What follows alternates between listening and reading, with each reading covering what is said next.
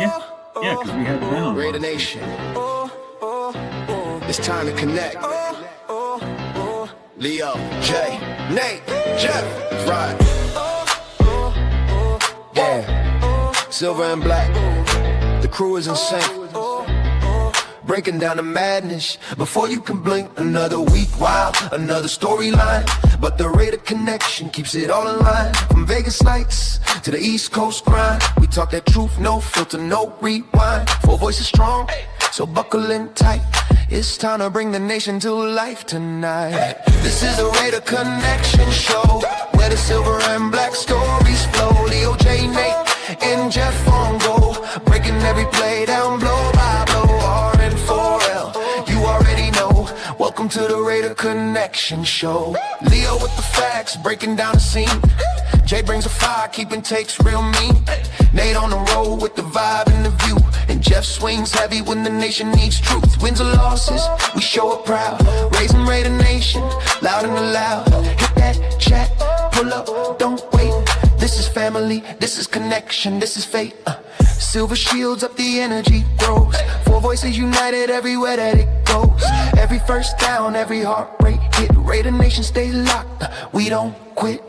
This is the Raider Connection Show, where the silver and black stories flow. Leo, J, Nate, and Jeff on go, breaking every play down blow by blow. R-N-4-L, that's how we roll. Welcome to the Raider Connection Show. So grab your drink, hit subscribe, let's ride. Raider Nation strong, we never divide. From kickoff to the final echo, you're tuned into the Raider Connection Show. Hey!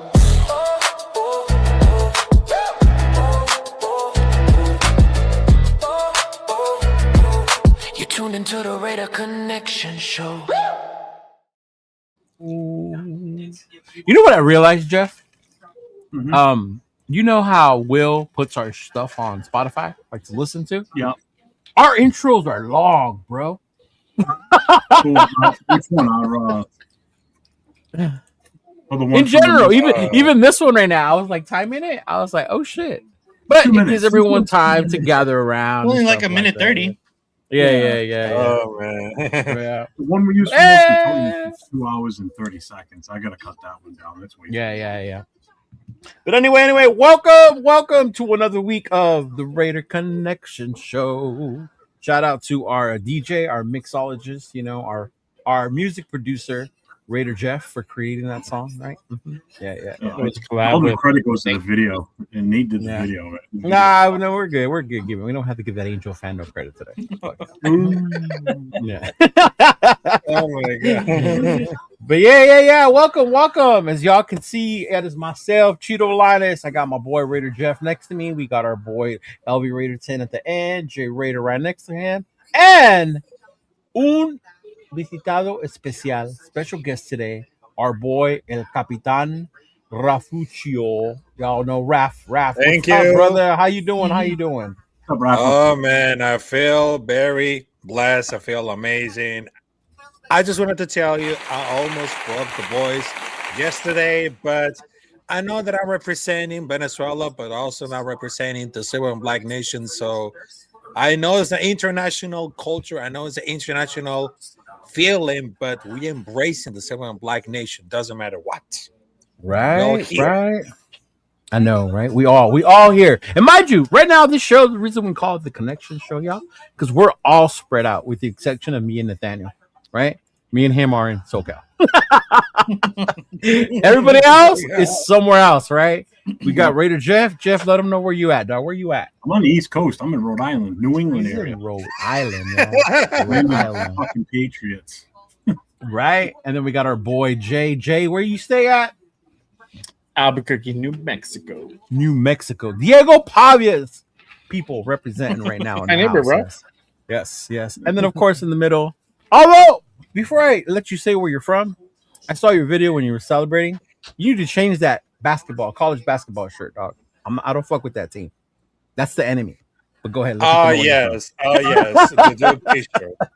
But I just wanted to tell you there's one thing about that video because I was like really pumped out, and it's been like many years, and finally they just took the victory and I was celebrating. I broke the boys.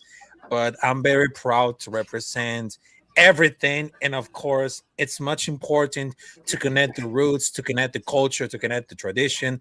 I mean, I know that I'm a Raider fan, but of course, I represent for my country that I was born and raised, which is Venezuela, and I'm very proud to be a Latino kid. So That's don't fuck awesome, with bro. Capitan Rafucho.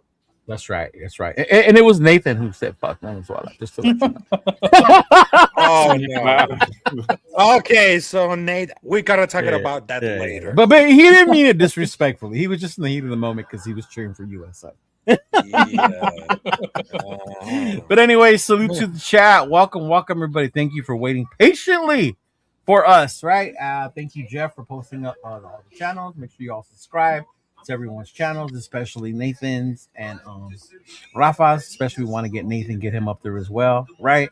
Big luck, Cheeto. You late? Yeah, big dog. You know me. I was in makeup, bro. I was getting ready. I was in makeup. Hey, before you go too far, Leo, just real quick, shout out to you, man. You hit the 1,000 mark overnight last night. Oh, I saw this morning. Thank you. Yeah. Congrats, man. That's awesome. Thank you. Hey, yeah, bro. My phone was going like brr, brr. Like, what the fuck, bro? Who the fuck's texting so early? And because I have friends across the country, Chris had noticed it, so he was shouting out the congratulations. I was like, oh shit. Yeah. But thank you, man. Thank you. Appreciate it. No problem. Time to see that arm tattoo. Who's, bro? We're all tatted here. Mine, because on 805 show when they were putting up the logos, and I said, because he brought up the Broncos and the Patriots, I said, it's the Patriots logo. I should know. I got it on my arm. And it was like, no way. I'm like, I do. So you can see it right there. Why do you have the Patriots logo on your arm? Because he's getting beat up by Jim Otto. He's got a bloody nose and a black eye. He's being tackled by Jim Otto. And then you can see the Chiefs one is being tackled by Howie Long. Oh, that's crazy. Having another team on you is crazy. And the Broncos is right here, upside down. The Broncos? Yep. He's getting tackled by Bo Jackson. Oh, my God. Then I have tackled by Bo Jackson? Yeah. I just grabbed like icons of the Raiders. Oh. And then I got Marcus Allen taking down the Chargers logo. It's all cracked and shitty. And basically, they're supposed to be minions breaking through the field and pulling them down into hell. Okay. Behind the tattoo. all right. Huh. That's what it is. Cool. Shout out to Darren, Raider Nation, motherfuckers. That's right, bro. That's right. Bueno, salute Nate, Raider Ryan. Salute to the nation. What's going on, brother? Tanner Jack, video game coming out tomorrow. Gonna suck up all my time. Is he talking about the WWE game? I think it does come out tomorrow, huh? I think he was talking about that. Yeah, I think Tanner Jack was talking about that game because NCAA don't come out yet, right? Or Madden, The right? show. Oh, the show! The show comes out tomorrow. Oh yeah, the baseball. Yes. Ooh. Yeah, the baseball. All right. Okay. I think it does at least. Yeah. Hey, Law, what's going on, brother? Salute to you. I appreciate you. Big dog. Rod Gas, salute from Mazatlan family. Hey, brother, salute to you. Be careful out there. I've been to Sinaloa. I've been to Mazatlan. Be careful out there. Take it easy. 49er Red Zone. Oh, my boy, what's going on? Yeah. Salute. Bueno, appreciate you. I'll say he appreciates that intro, man. That intro. Crimson Desert. Yeah. Right? Hey, thank you. Thank you for the congratulations, right? Strawberry elephant meow. Okay, whatever that means. I gotta ask Noah. I don't be understanding the lingo sometimes. It doesn't mean anything. I don't understand what that means. So when I see Noah on the weekends, I ask Noah. I'm like, hey Noah, what does this mean? Yeah, he's like, they're trolling you, Unc. I'm like, okay. Don't trip. Let's get it, nation. What's going on? Let's see if I missed anyone. Hey, yo, Anthony, what's going on, brother? Appreciate you. Damn, top in like 5 likes for Fight Channel. Say appreciate you going on there and liking the channel, big dog. I do. Jesse was going to win the Super Bowl before I pass away. That is the hope, brother. That is the hope. He said, I think I've heard. Yes, you have heard the Capitan's voicemails on Raider Fan Radio. Yes. You've been heard a lot of times, but yes. He is the main man on the Raider Fan Radio. He is the main man on there. Yes, sir. I haven't hit that milestone yet, but I will one day. I will. Jesse had Jim Plunkett at Marcus Allen. That's why I get no. Okay, I get it. Thank you for the show. New sub, Missouri Pacific. All right, appreciate you, man. Appreciate you subbing in. Hopefully you like what you hear. You like the channel. Broncos country in the house. See what you started, Jeff? Your tattoo drew in that population. Right? No, not me. What's going on, brother? What's going on, right? Now it makes sense. You care. You crazy motherfucker. Alex, what's going on, brother? He's talking about Crimson Desert. Okay, I don't know what game that is. I'm out. Okay. Yeah, it's been a while. And I haven't played video games since I got a girlfriend, man. Yeah. We both hit a milestone yesterday, by the way, Leo. Did we? Yeah, what's yours? I hit 2,500. All right. Nice. See, why you gotta come outshine me, bro? We were having my moment about 1K, and he's like, I hit 25. I'm kidding. Congratulations, man. That's awesome. That's awesome. People don't understand like the work it takes to get subs like that. Like it really does. Like you can't just put one video up and like, oh, let the magic work. Like it doesn't work that way. It would go viral. Right? Like it does not work that way. Oh man. Yeah, but shout out to my boy Chris. Right? Shout out to my boy Chris with the $10. Congrats on the 1K Cheeto. Hey dog, thank you. Always been with me since day one, homie. Yes, always been with me since day one. But yeah, man, what's going on, y'all? Make sure y'all like Radio Connection, smash that like button, sound off in the chat. We got our special guest, El Capitan Rafa. I'm sure all of you know who it is. Rafa, before we get started, I don't know if you want to introduce yourself, let them know who you are, what you represent, what you're about with that Black Sunday hat. Because people are used to Afakassi's energy, but they might not know Rafa's energy when it comes to the yes, it is. For those guys who didn't know, for those guys who really know, my name is Rafael Chacin, as known as El Capitan Rafucho.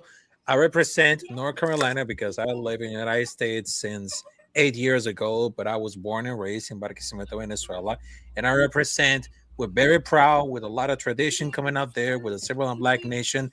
I do a lot of YouTube live streams coming up there with my podcast, which is Straight Outta Nation. Not only connect with the Raiders, but also connect with the NFL, college football, college basketball, and of course the Combat Club, which I include a lot of things in combat sports, including wrestling. I do provide play-by-plays in Spanish, which I am the king of providing play-by-play in Spanish, whether it comes to like great energy, great timing, and of course, a lot of great things, because I understand that some people might be like play-by-play is kind of be boring, but when it comes to play-by-play in Spanish, this Capitan right here, he's bringing you all the great moments coming up there. Yeah, ESPN got nothing on your Spanish commentary, bro. I watch Monday Night Football with my dad sometimes, and he puts it on Spanish. I get so bored. ESPN so annoying. Yeah, he puts it on Deportes, and I'm like, oh my god, like why? Why? I'm like, Dad, I gotta turn you on Rafa, but my dad likes the Rams, so it wouldn't work. Yeah, it is. Oh man, yes! Shout out to my girl Myra. What's going on, Myra? We're Cheetos OGs, Raider Night. Appreciate you. But man, now that we're all up here, man, as Raider fans, since maybe about a week and a half, 2 weeks, it's been crazy emotional, right? From the off-season fights amongst each other about trade Maxx, don't trade Maxx, face of the nation, not the face, who's the future, fuck them pigs, all that stuff, right? And now it's kind of behind us, all right? Kind of. I say kind of because I don't even know if it's gonna ever end, right? But my question to y'all is a vibe check. How are you feeling right now about Maxx Crosby? And I bring that up because I don't know if you all seen, but he was just recently on The Rush, and he finally spoke up. He had his little Oprah Winfrey moment. He went on his show. He pointed to the therapist. Showed where they hurt him, and put all his feelings out there.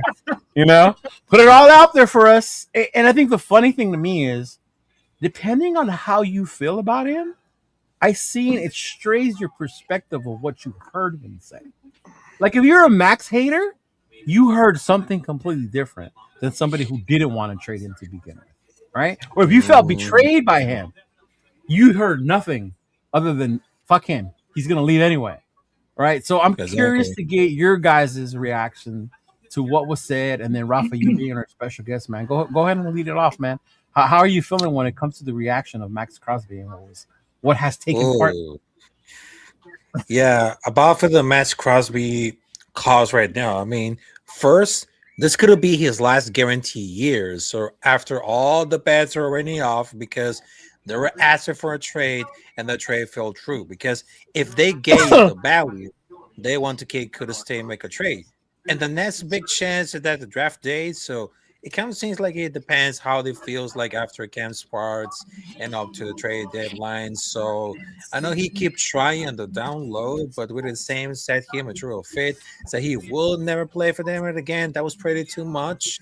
What it comes to that clause, but he didn't say publicity. But they never will be shopping unless it is saying what it now. But they probably Right. just stay very low as long as don't restructure the contract. They don't want to like detect cap years later because if they want a team that trades against under the contract, he has 3 years remaining basically.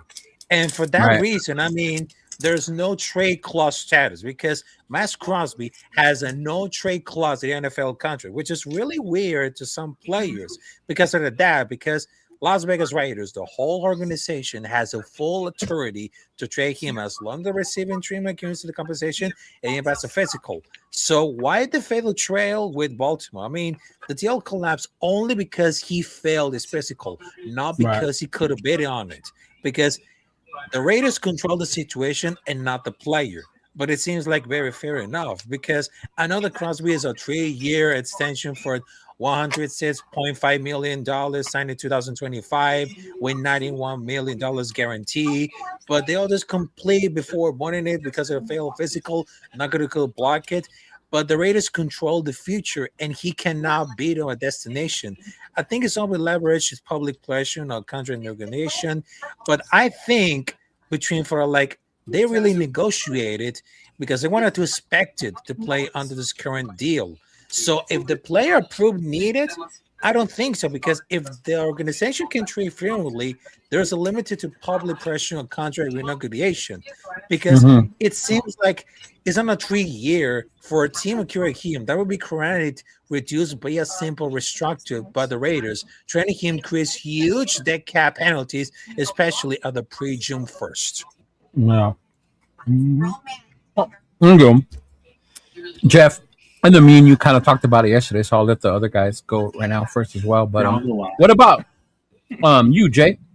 How you feeling, bro, after what you saw and what you heard with Max and what went down, and then him coming on the rush and all that stuff? Well, I'm wondering if everybody got to see the rush. I don't know. Maybe some people got a little salty, or maybe they just tuning out. That's what I'm saying. Like it depends on your perspective and your feels. Yeah. If you don't mind, I wanted to go ahead and share this reel that I made earlier today. Don't play it too and long. I don't want to get copyright hit. Nah, you're Okay. Kidding. Wait, Since when do I care about that, bro? hold on. I never. Jeff, Right? Let me I know unmute Jeff my does. channel real quick. Hold on. I would just cut it out. See, this is why you gotta tap in live, y'all. You gotta tap in live, 'cause we might have to we're gonna have to cut out some shit because it gets copyrighted. You never know. Right, But if right. you want to go ahead and pull it up, I'll go ahead and play it. And I'll give it a little context. So basically, it's just an excerpt of the rush from yesterday's show that he did. He's in this clip, and I had to condense it into like about just over 2 minutes. But he talks about what happened when he got to Baltimore, everything leading up to the point where the Ravens back out of the deal, and you get to really hear that emotion, and kind of a little bit of what he's thinking, what he's feeling as this process happened. So, just a little context. When he talks about Neil, that's his doctor, Dr. Neil. I forgot his last name. CJ is his agent. So when he talks about that, he's referring to his agent. So this is Max. No one really will ever admit at either side what the real truth is or whatever. And ultimately, it doesn't even matter. I am where I'm supposed to be. I know that.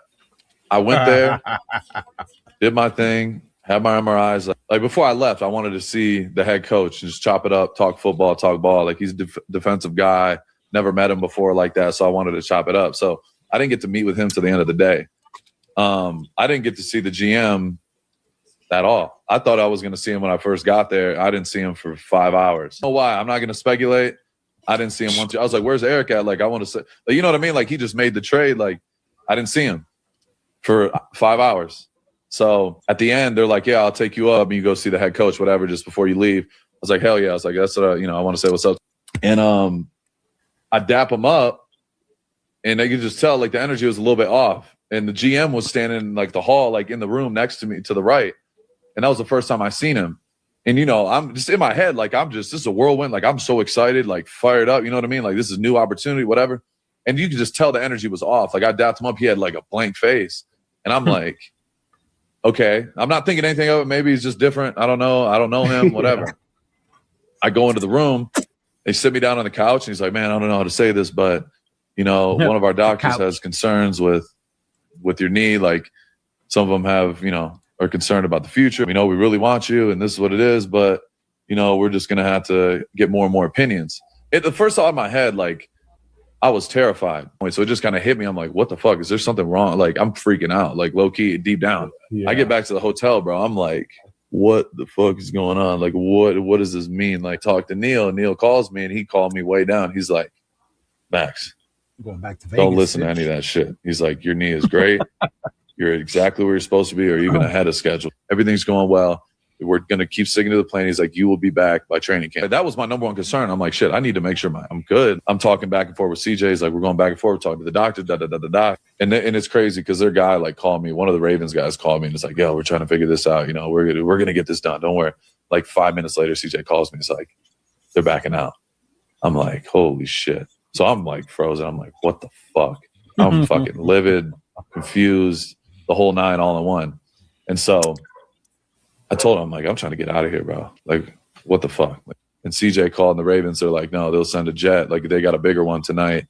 They'll send you back tonight in like an hour and a half if you guys can get ready. I'm like, start packing that shit. Let's go. Yeah. So we packed all our shit. We got out, got on a jet, and flew back. Yep. So that's Maxx for you on his take on kind of what went down. On his perspective. On his perspective. Exactly. So he flew in the day before on Monday. He was already there on Monday. Did his thing on Tuesday. They had him go through the MRIs and the knee inspection, doctor visits, all that. And he didn't meet the head coach. It's crazy. They had him wait, and he was already done with all that stuff. He didn't even meet DaCosta till like way later, until he finally got to meet Minter. And I don't know. To me, they just traded 2 first-round picks for you. They rolled allegedly out the carpet. Allegedly, yeah. But the word on the street, and they didn't roll out the red carpet for this motherfucker. They made him wait in the lobby or in the parking lot. Like, more than the lobby.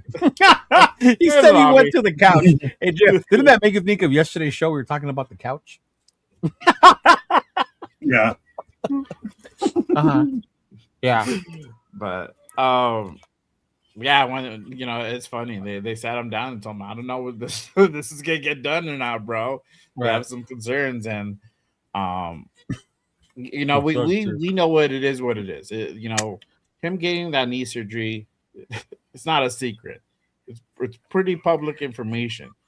And I'm pretty sure the Raiders, I think from what I heard, the Raiders went ahead and it sent them all his medical information in regards to the surgery and everything up to that point. So for them not knowing, or them saying like, yo, we got concerns and whatnot, I'm like, this dude just literally just got under the knife 9 weeks ago. Like he's not in his boot, he's not in crutches. Like, that goes to show you, like, it's in a pretty good path. So we all know what it is. We know that the cost got way over his head. He at the moment he probably like, yeah, I can go ahead and keep all my people, bring in Trey for Maxx. We got something that is that's going to be fire this season. But it didn't go to plan. A lot of it, majority of the people walked out the building, and then I was hearing from the fan base like, "Yo, everybody walked out, and we just got Maxx, and we lost 2 firsts. We don't even got 2 first. We don't even got a first round picks anymore. Like, for real." I think they saw that. They saw the writing on the wall. They're hearing the fans, and they panicked, and they're like, "You know what? We got Trey is still out there." I'm like, "You know what? We can get one of these dudes, not give up our first, go back to the drawing board, pick up somebody in this draft, and build from there." And I think they hit that ejection button, bro. And it sucks for Maxx. You know, that deal shouldn't have been made. If they weren't ready for it, they shouldn't have done it. It wasted everybody's time. We got our hopes up because we thought we had the 14th pick. We didn't. We thought we cleared $30 million in cap space. We didn't. We had to, you know, give back those first, and we had to go ahead and absorb that 30 back in. So, you know, it sucks because hey, he was out there with the fam. He was excited.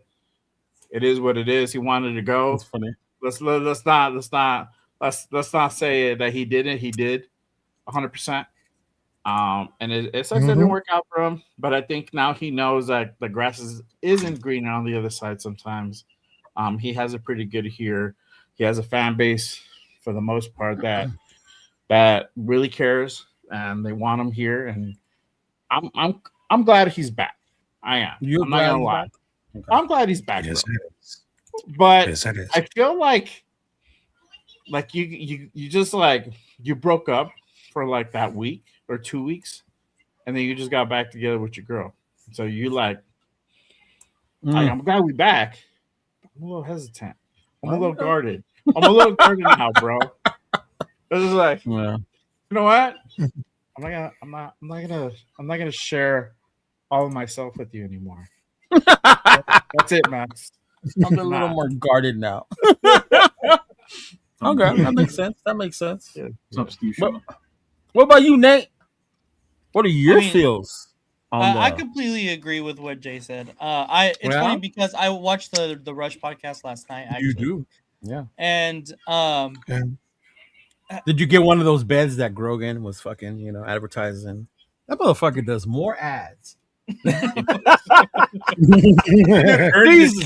only one that does the ads. Right. I'm like, bro, I pay YouTube Premium. I don't want to see ads, dog.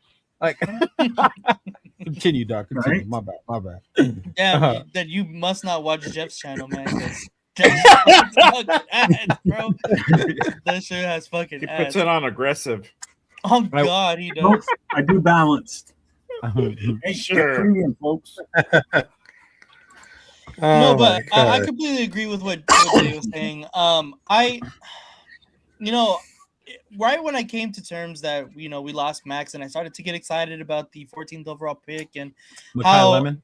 Well, yeah, obviously Mekhi Lemon, but just like what we could do, the possibilities with it, and then it gets rescinded, and to me, it was a win-win situation all the way around. Like, essentially, we're just back to the trajectory that we've already had prior to any trade talks, like at all.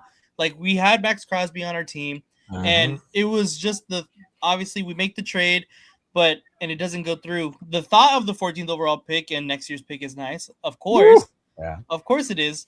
But now we get to add one of the best, or not even add, but I guess keep one of the best defensive ends in the NFL, and. I already we could go on and on about that. Like I said, your perspective on what the thing depends on how you feel. Plus, all of the additions that we made on the defense is undeniably way better than anything that this recent Raiders regime has had. So, I think it's a win-win whether we kept Maxx or lost Maxx with that trade package. Now it's just. I don't like Leo said. I don't know if it'll ever go away.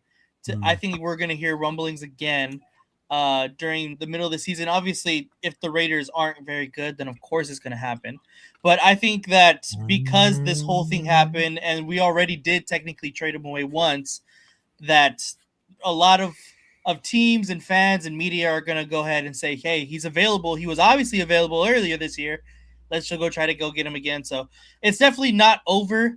I wish it was. I really do wish it was, because I know everybody is tired of it. I know we're all tired of talking about it. Everyone in the chats are tired of talking about it. I already seen a couple people say that.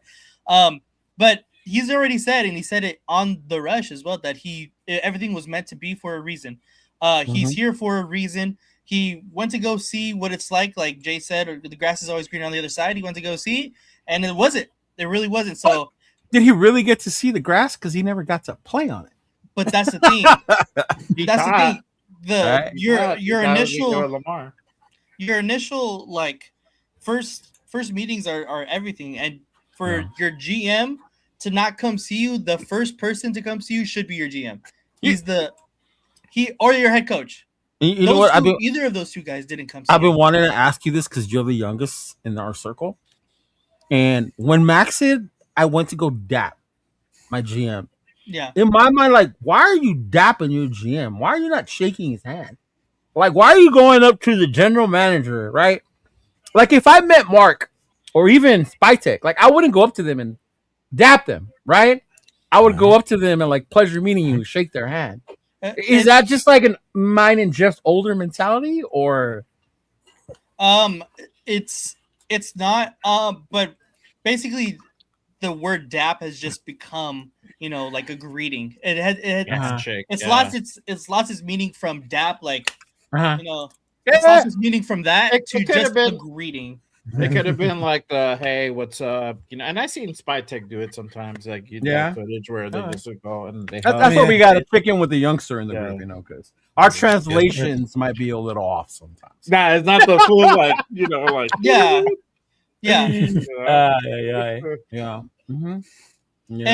And the Ravens did him dirty just in general. Like, you wouldn't be upset after your whole experience. That if you listen to the Rush podcast, I'm not gonna do a whole fucking summary, but if you listen to everything, do a quick one. Like, that's what I want to hear. Your perspective, like a quick recap of what you took from that. Yeah, he got on the flight. He went to Washington or to Maryland, and he got on a 5-6 hour flight to Washington, to Maryland, whatever, and then he drove another 2 hours. Right. Wherever the fuck it is, right? I don't care. Yeah, he flew into DC and then he had a commute. And then Baltimore. They got a driver for another 2 hours straight to Baltimore. And then he shows up the next day bright and early in the morning, and the first people you can't meet are the coaches, and the head coach, and the GM. Yeah. That's insane to me. That is insane. That already, I feel that shows like, wait a minute, what's going on here? Something's a little off. Exactly. Yeah. Like, you can't get a direct flight to Baltimore, whatever the weather conditions. I don't live over there. I don't know what it is. Obviously, there's probably some reason why they couldn't get it. But like, you couldn't. On top of that, they had a long travel, and then you don't meet your GM who just made the trade for you, who gave up a lot of assets for you, and you don't meet your head coach, who's a defensive guy. He said it as well. He's a defensive guy. I wanted to catch up with him to talk ball. Right. Jesse Mintzer's a great defensive coach. Right? Yeah. Exactly. Yes, it is. The first people he meets is just like some random Ravens representatives and some coaching staff people. Like, that's insane. And some of the players that were there, obviously, but that's it. And then after that, he goes and does his physical. You said players. I think you're the only one who saw that part too. Yeah, I would have thought the same. Players. Yeah, I would have thought more players would have been there to greet him. I would have been excited if I'm a player and Max is coming. Exactly. Yeah. That's what I'm saying, Jeff. Like, little shit like that. Like, hey, wait a minute, why weren't the players there or more players? He said there was only some. At least the defense. Yeah. All right. Exactly. Like, it's a big deal. You know what I mean? He was met by the long snapper. Right, exactly. Probably it wasn't even nobody crazy, right? Secretary, bro. He did the tour or whatever, and he went to do. Obviously, it wasn't Lamar. Lamar wasn't there. Yeah. I feel like that would have been noted. Like, he would have said that. He's like, "Oh, I met Lamar. I met whatever. Right. Like, it was cool, whatever." I feel like he would have said that. But then he went to go do his physicals, and then came back to the facility, did a tour, and at the end of the day. The entire end of the day, he gets to finally meet the head coach, and the GM will not even look at him. So the insane. He GM just was in there? The GM was there. Oh, He was I could in have sworn another somebody room. said he wasn't, but he was there. He was like yeah. down the hall or Okay. just like Yeah, he said He he was was in the hallway. Yeah, he said he Okay. was in the another hallway, room. bro. Okay, Oh, yeah. all right. Yep. So he couldn't. That's why I'm he glad didn't we're even- recapping it. I was driving when I was listening. Okay. Yeah, he couldn't even give him the time of day to meet him until the end of the day, I heard that part. Yeah. which is insane to me. Which Crazy, is right? absolutely insane. Because he was Like on the other. super he was on unprofessional. My man didn't even go to dinner, bro. He had to eat his meal prep. Exactly. He went to the hotel, Oh my He did. I God. caught ate his that. meal prep. Yes, I was like, me and Rachel ate our meal prep. I was like, damn, you didn't even have dinner. that's fucked up, dude. Honestly. Yeah. And then once he got back to the hotel, he said that the doctors called him and said that they're trying to give him other opinions and stuff like that. A representative called him from the Ravens, said they're trying to get other opinions from their doctors. Something came up, and so I've obviously we all know what ended up happening. But the most Yeah, fucked Alex up part Guerrero too, called in and fucked it up, bro. That's what happened. the most fucked up part too is that a representative from the Ravens said, "Hey Max, we're gonna get this done. We want you here. We're gonna get you. We're I gonna did get catch you that here." part. Mhm. And he said like, we're gonna get it done. Don't worry about it. And literally not even 2 minutes later, his agent called him right after that and said, "No, the deal's done. They're backed up." Like Yeah. that is completely Exactly. leading somebody on. Like That's that crazy. is Yeah. crazy, Right. bro. Some wild shit, bro. And to their credit, like as a Raider fan, it sucks because we got hosed 14. How many times has Jeff been up here? Fuck, I miss 14. Right? Dude, pub number 14, and I Right? He's gonna put 14 somewhere. I know, bro. Yeah, yeah. But that's the shitty part of legal tampering. Nothing's official, and you can't, they can call it backing out, whatever the hell. You made a verbal agreement, but his best interest is the Baltimore Ravens, not making Max feel good, not making us happy. You know what I mean? And if you look at it from a Ravens perspective, they lost a lot of people, right? Yeah, they kept their draft picks and they signed someone. Yeah. Go ahead, bro. What I can really appreciate though is that every single time when he was going throughout the process of the trade that was happening, like his perspective, the first person that he said that would call him that represented the Raiders was John Spytek. He said as soon as the trade was, Didn't even notice that. Okay. As soon as the trade happened, Spytek tried to call him, but Maxx Crosby froze. He didn't know what to do, and He's then like, his agent called him, and so he answered that one. But the first person to call him was John Spytek. The first person to call him right after his agent did to notify him and represented the Raiders was John Spytek. So that just tells me that the Raiders front office is way, way, way better than what we've ever experienced. At least they weren't there like, well, figure it out. Like, I don't know what to tell you. Like, exactly, we've handled this so professionally. Yeah, exactly. Why did you go ahead and go to a different team? Well, what happens, You can just, especially when like you're going through that situation, like put yourself in Max's shoes. That's funny, bro. He said the GM wasn't even courteous enough to give him a meal voucher. Yeah, bro. The meal voucher is crazy, Daddy, bro. That's wild. Daddy, the meal prep they brought with them, dog. That's some fucked up shit. But you can just respect the professionalism that John Spytek and this Raiders front office has provided within this entire situation. And I think that's kind of a breath of fresh air in Raider Nation that we haven't experienced in a really, really, really long time. So I think that is the biggest thing that I got from it was just the professionalism of our front office and how we do things now, how different it's been. Because if this was John Gruden, if this was John Gruden, if this was Mick Dummy, like this would have been like they would have changed the code forever. This would have been this would have been a whole different shitstorm. So I think this is a breath of fresh air of where we're headed as a franchise, and I love it. I like that. A different perspective you gave me, especially on the Spytek one. I hadn't heard that one. Mm-hmm. I like it. What about you, Big Jeff? So this is where I differ from everybody else. Number one, Baltimore I heard Ravens this yesterday, so organization. y'all stand by. Baltimore Ravens are an absolute scumbag organization. So screw them, screw their fans, and anybody that has anything to do with that organization. First of all, you can all kiss my fat ass. Okay, the disrespect you showed to not just Max, but any player that comes in, if you were to do this to them also, and I've never heard them say this before, or any other player that's ever been brought in as a trade or whatever. No one else has ever done this. I've never heard anybody else complain. Especially about someone for 2 first rounders, bro.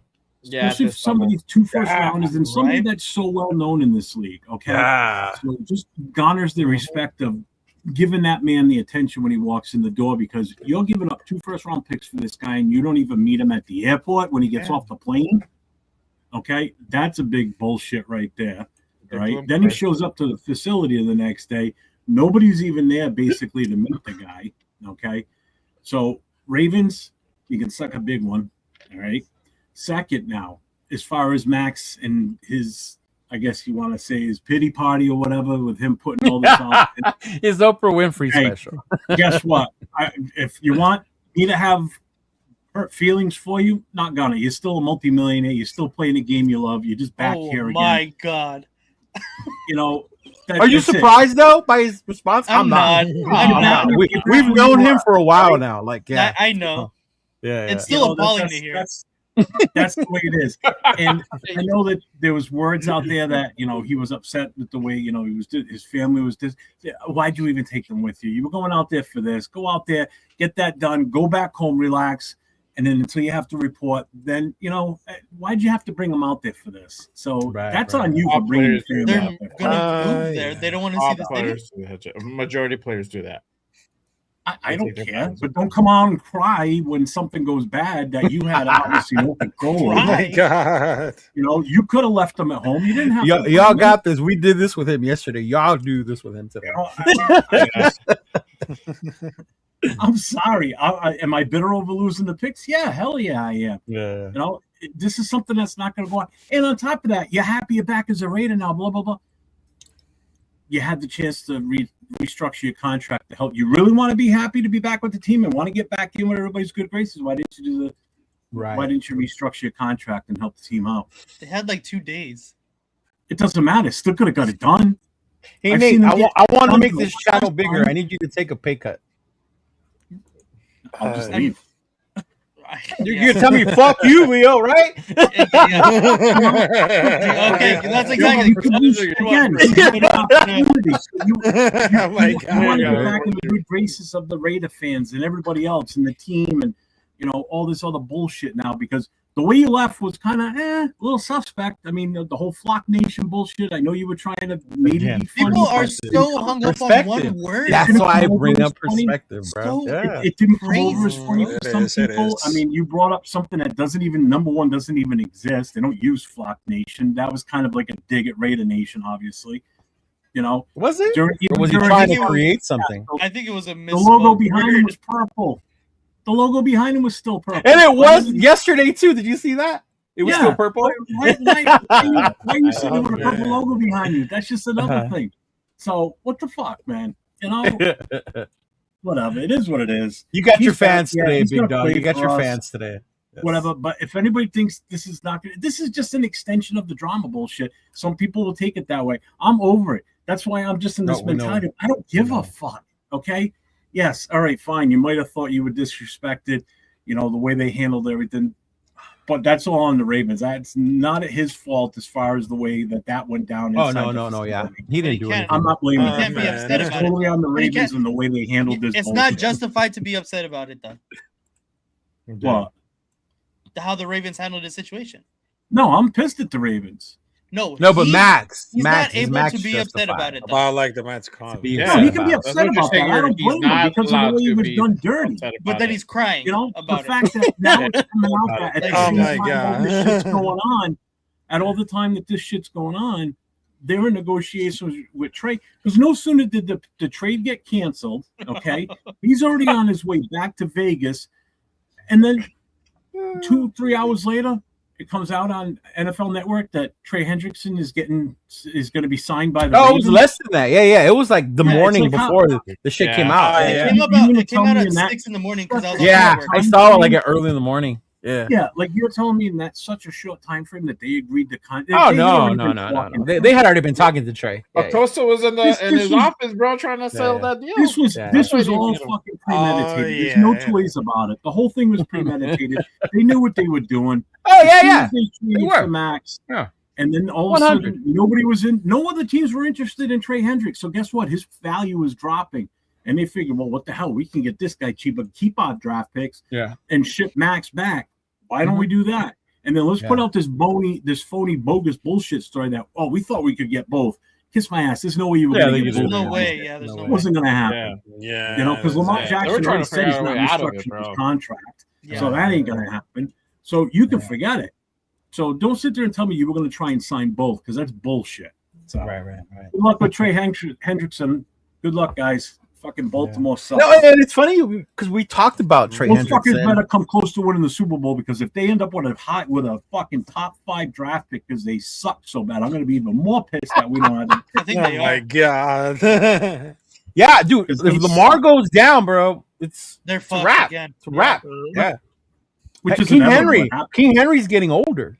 If King Henry goes down, what happens to them? Yeah, it's screwed. Yeah, bro. No. And they don't have a tight end anymore.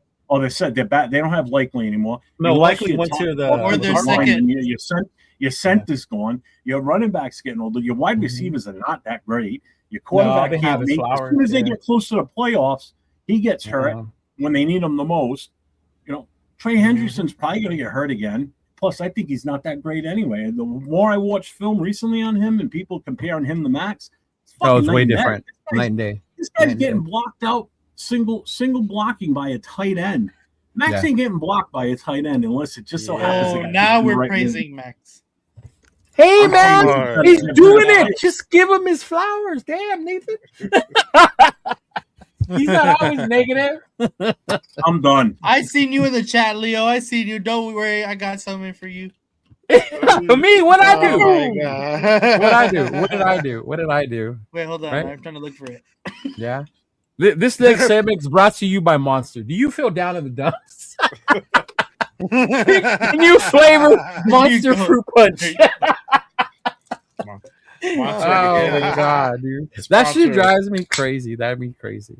You bring up a good point though about Trey, Jeff, because we were talking about it as tampering period began. Because you start seeing who was getting signed, and then we're like, Hendricks hasn't got signed yet, or they haven't offered him anything. And then by then, in our mind, Max was gone, and I saw how much money we had. I was like, fuck it, go get Hendricks, right? Because he's not getting the $40 million he thought he wanted. He's gonna get a lot less, and I think that's when Baltimore was like, "Wait, this dude is not getting the money he thinks, so we can get him cheaper, and we can keep our first round picks." All right, and at that point, they can say whatever they want. They can make up anything. I'm like, you know what? Yeah. My astrologist told me that this wasn't in the cards for me. Max ain't meant to be here, right? Yeah. Right? And we couldn't have said shit because legally there wasn't shit we can do, right? No. Yeah. Yeah, I think DaCosta started out as a good idea in his head, like, oh, that would be cool if I brought in Max, like it would be totally worth it. But that was on him thinking like he can keep majority of his guys that were coming up free agents. He's like if one or two guys walk, that's okay, that's acceptable. But if he had basically everybody walk on him, get a mutiny. Yeah, he's like, oh my God. And what how many went to the Giants? I just know Likely. Likely is the only one that I know. Oh my God. Yeah. But I think he got in the way of his head, to begin with, and it sounded like a good idea at first, and then he's like, "Oh shit, what did I do? Let me figure out how I can get out of this," And he's like, "All right." Jeff is going off, and I love it. Oh my God. But yeah, man, and honestly, I just don't give a shit how he feels about the whole thing. We know that the Ravens fucked up, plain and simple. And I think that's why in the beginning, before we started, I was like, it just tends to be on the perspective of the person opinion of it, right? Because as much as I was okay with trading him, I was also okay with him staying. I didn't see it as drama, right? Jeff Yeah. obviously was fucking done with it. I'm done with this motherfucker, right? And then there's people that heard the Flock Nation and started burning the jerseys. Like, this the motherfucker don't want to be here. I knew it from the beginning. He's the one that started all this, right? So it's just, and then you see videos, and it just takes you. To me, it takes you where you want it to take you. All right, which is why I'm glad. Like, you have 5 of us. You got different opinions, and then like with Nathan, I didn't realize the spy tech thing. You made a good point. Like, he's the one that called him, even though Max didn't answer. Which is kind of funny though, because you're kind of with your new chick, and your old chick is calling. You can't answer your old chick when the new one's there, right? Yeah, all right. Yeah, So you gotta be I like, mean, oh you're wait, hold right. on, hold on. But yeah, man, it was crazy. It was crazy. But I think the only thing that I think sucks about it is the way shit started coming out about his knee. And this is what I want to ask you guys about, because to me, the trade, the leaving, all that shit, it's old. I'm done with that. My only concern is, should we be worried about his knee now? No. Is that a legit concern, right? And because he hit the way, the only reason I ask it, Nate, and I'll let you guys go, is because when you see him talk about it, that was his immediate response. Right. Because he was shocked that they said that. So he started worrying, like, fuck, do I need another surgery? I won't make it back in time this year if I need another surgery. So it threw him off. All right. So I see that. But yeah, we could start with you, Nathan. Do you see Max's knee or health being a concern moving forward? Or was that just something that's been fabricated by the Twitter doctors and all that stuff now that we're all experts on knees and meniscus nowadays? Right, exactly. No, I don't think it's a problem. I think that his reaction only gives it more proof as to the fact that all of this is fabricated from the Ravens side. He immediately called his doctor on the Rush podcast. He explained this too. He immediately called his doctor and said, like, "Hey, like, they're saying this about my knee. Like, what's going on? Like, let's go through it." And he said that his doctor laid it out. His surgeon laid it out. Oh, like, your knee looks good. This is the possible reason they could be saying this, and that. Right. You're exactly on the timeline that we set for you to be able to play for next season, and you possibly even be ahead of schedule. Like, your recovery is going extremely well. I'm not sure. Like, they both said, like, they don't know why they're saying this. Basically, that the Ravens were saying it. So I don't have any concerns as far as him playing this upcoming season. I think he's doing everything that he could possibly can to rehab and recover from his knee injury. And I mean, he puts it on his story. If you follow Maxx Crosby, every single morning he's in his car headed to Raiders. Yeah. Yeah, I mean, you're right. And also, there is a thing about Maxx Crosby, because I just hope they stay very healthy, because I understand that rehabilitation is progressing well, but he's going to be expected to be full strength for the upcoming season. I know he's very careful about his knee injury, because during from that Turner, he was experienced about the knee and ankle issues that limited ability to complete light practices. I mean, those concerns about us that contribute to scrutiny about for the medical evaluation. And while the short-term outlook, that has some positives, some themes, but particularly they're giving like some like preoccupation coming up there, because I know he's reported with the schedule for the rehabilitation, because he just stopped using crutches. Yet he's just using crutches and progressing through the rehab program under the supervision about the surgeon. But it's gonna be like expected to be returned for this elite level, and that recovery is gonna be really projected to take like 2 to 4 months with readiness and anticipate for the start of the regular season.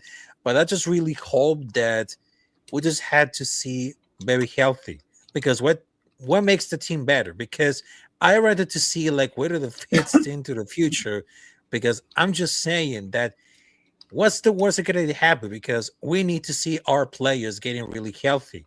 Because fortunately, we're just looking at like, in what cause would they have it so much fun? Because all that expectation coming out the being off and being on right there, because it just realized that it's gonna be so much interesting to get really whole right now. Because I understand that some players, they got really injury and just like getting out of the control. But I think it's gonna be like the pump the brakes, and of course to see what the recovery is coming out there. But I know I don't see like much at that level because it's not gonna be like the clicking about it. But I Right. think if he needs to get recover and of course get healthy to 100%, that is gonna the full like 100% very sure. But I'm very worried because during for that age, I mean it's very complicated. But I just wanted to see 100% healthy at all. Got you. Shout out to our boy Roshar with his $2. Who gives a shit already? Right? Thanks, He's Rosh. here now. Get to work. Little page out of Jeff's. Yeah, what about you, Jay? Do you have any concerns with his knee moving forward? As far as like being able to play for this season, I don't think so. Everything looks like it sounds like it's on track. There's a part of that reel that I had to like cut out just because of the time and stuff. But I guess they were just him and his doctor were going over the X-rays. I guess they sent over also their X-rays and stuff of his knee. So it sounds like everything is on timeline. I mean, the thing that I really caught from that segment of that part of when he was talking about his time over there is that they were planning to go ahead and have him come back by training camp, and so that was like his. Yeah, big that's the thing is, like, scheduled return is training camp. Yeah. yeah. So like as we know, we talked about it last year. Like training camp is huge. If you miss training camp, it's like you're starting from you're like trying to play catch up. You're behind. Being back by training camp is huge. For especially especially if we want them to go ahead and really play out the season. So I think I think from now probably going forward, in the future, I think you have to be, because this is a repeated issue with that knee. So I think this is something where we might have to go ahead and just kind of have him start dialing back some of his reps. This dude's playing out there like 95% of his snaps. Yeah. He's not he's not a spring chicken anymore, and he's not getting any younger. But how do you tell a guy whose superpower is his motor to dial it back? Tell those other people on the team, sit the hell down. We want you for a full season. Coach Jeff said it best. No, and I hear you, but how do you tell someone, right? It's like saying, "Hey, Superman, we need you, but don't fly, motherfucker." Right? Don't fly. They tell you Like, be strong, use your X-rays, use your lasers, but just don't fly. It's like you're kind of like limiting the dude of what he's best at. But I understand why you do it though, especially because he's coming on 30. Yeah. Can we just look at one thing that was lost in all this bullshit? What's that, The brother? fact that, number one, somebody already mentioned one of the part of this in the chat is the fact that now he's going to be basically labeled. We lose any leverage we have with trading him going forward. Okay? Oh, that's the biggest catastrophe out of all of this. Yeah. Okay. And I think the biggest thing that takes a hit on all this is the fact that with them backing out, we didn't get to fully explore the other options we could have possibly done that we missed out on, because now teams have already gone and made other moves to offset the fact that we couldn't get him anymore. Yeah. So not only did the Ravens pull a shitty one by doing what they did, because they came in with such a damn good offer that it was tough for anybody else to beat that. But now the other offers are gone now because of what they did, plus the way it was handled with the report coming out, that they think his knee wasn't 100%. So now that lessens any deals we had going forward. But it doesn't just affect us, though. You got to remember, it affects everybody in the NFL, because these teams all went and did different moves that they wouldn't have done if Maxx was still available. Oh, yeah.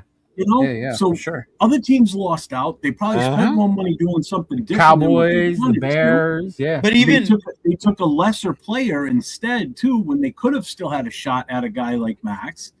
So there's so much that this is such a snowball effect that people don't talk enough about that too. It's not just between us and the Ravens.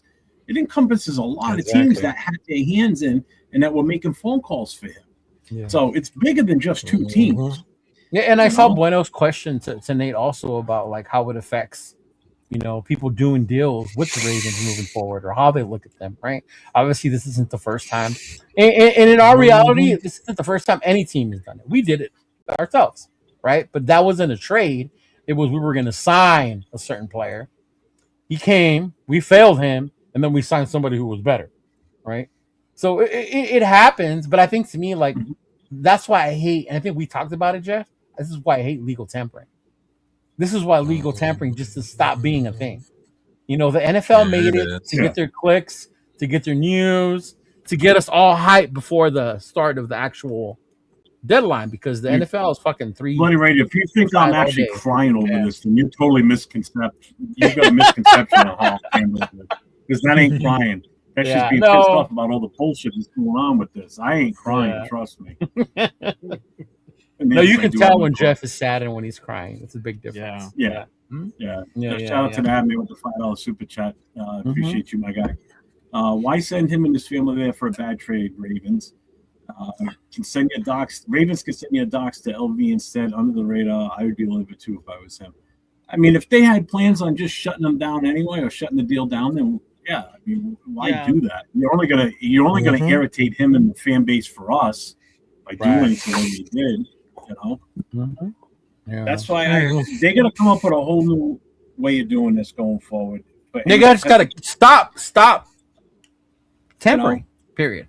Legal tampering. I mean, you can send, but nothing can. How do you do this though? You don't need 3 days for it. Yeah. You don't need 3 days. You need 24 hours. It's like, all right, you have 24 hours. Yeah, but it's like I'm talking about like the whole medical review. I mean, should that be appointed by a third party? And that's the thing, because each team where the player plays currently, not have. But then that could be seen as bias, though. You know what I mean?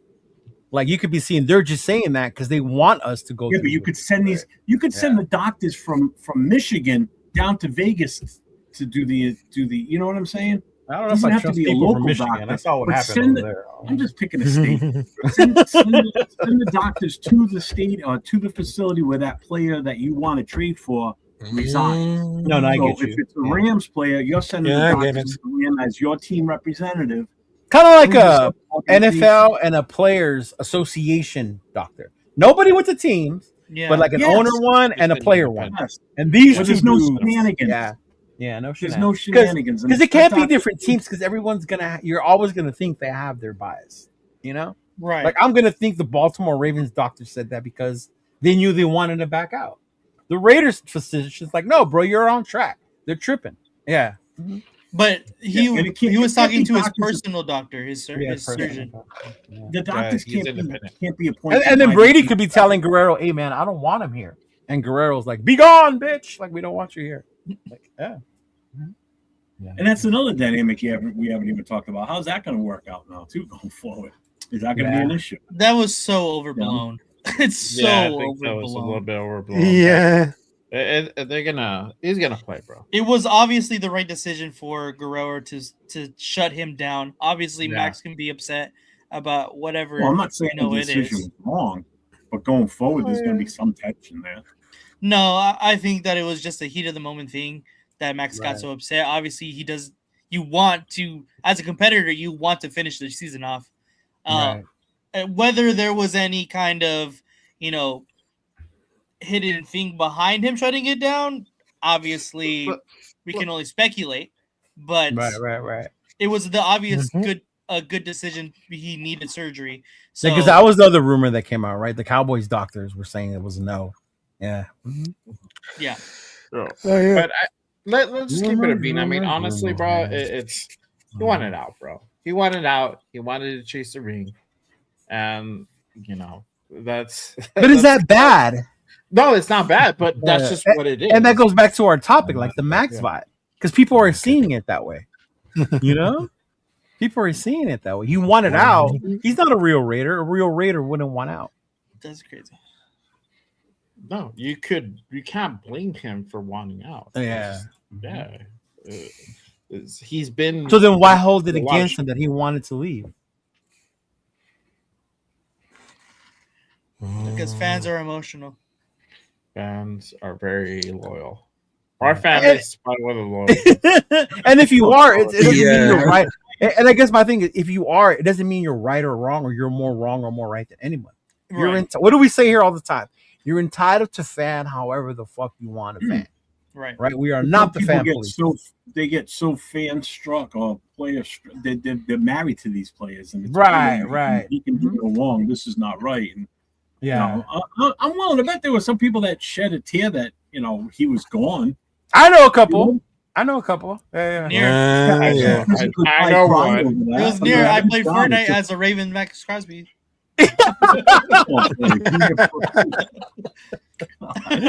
Right? Yeah. Call him emotional one more time. Oh my god. Call him emotional one more time, bro. See, even with people we regularly have on here, it's like some of them are, you know what, fuck him. He didn't want to be here anymore. Right? And I get it. You're entitled to feel that way. You're a fan. We argue all the time about Devontae, right? Josh Jacobs.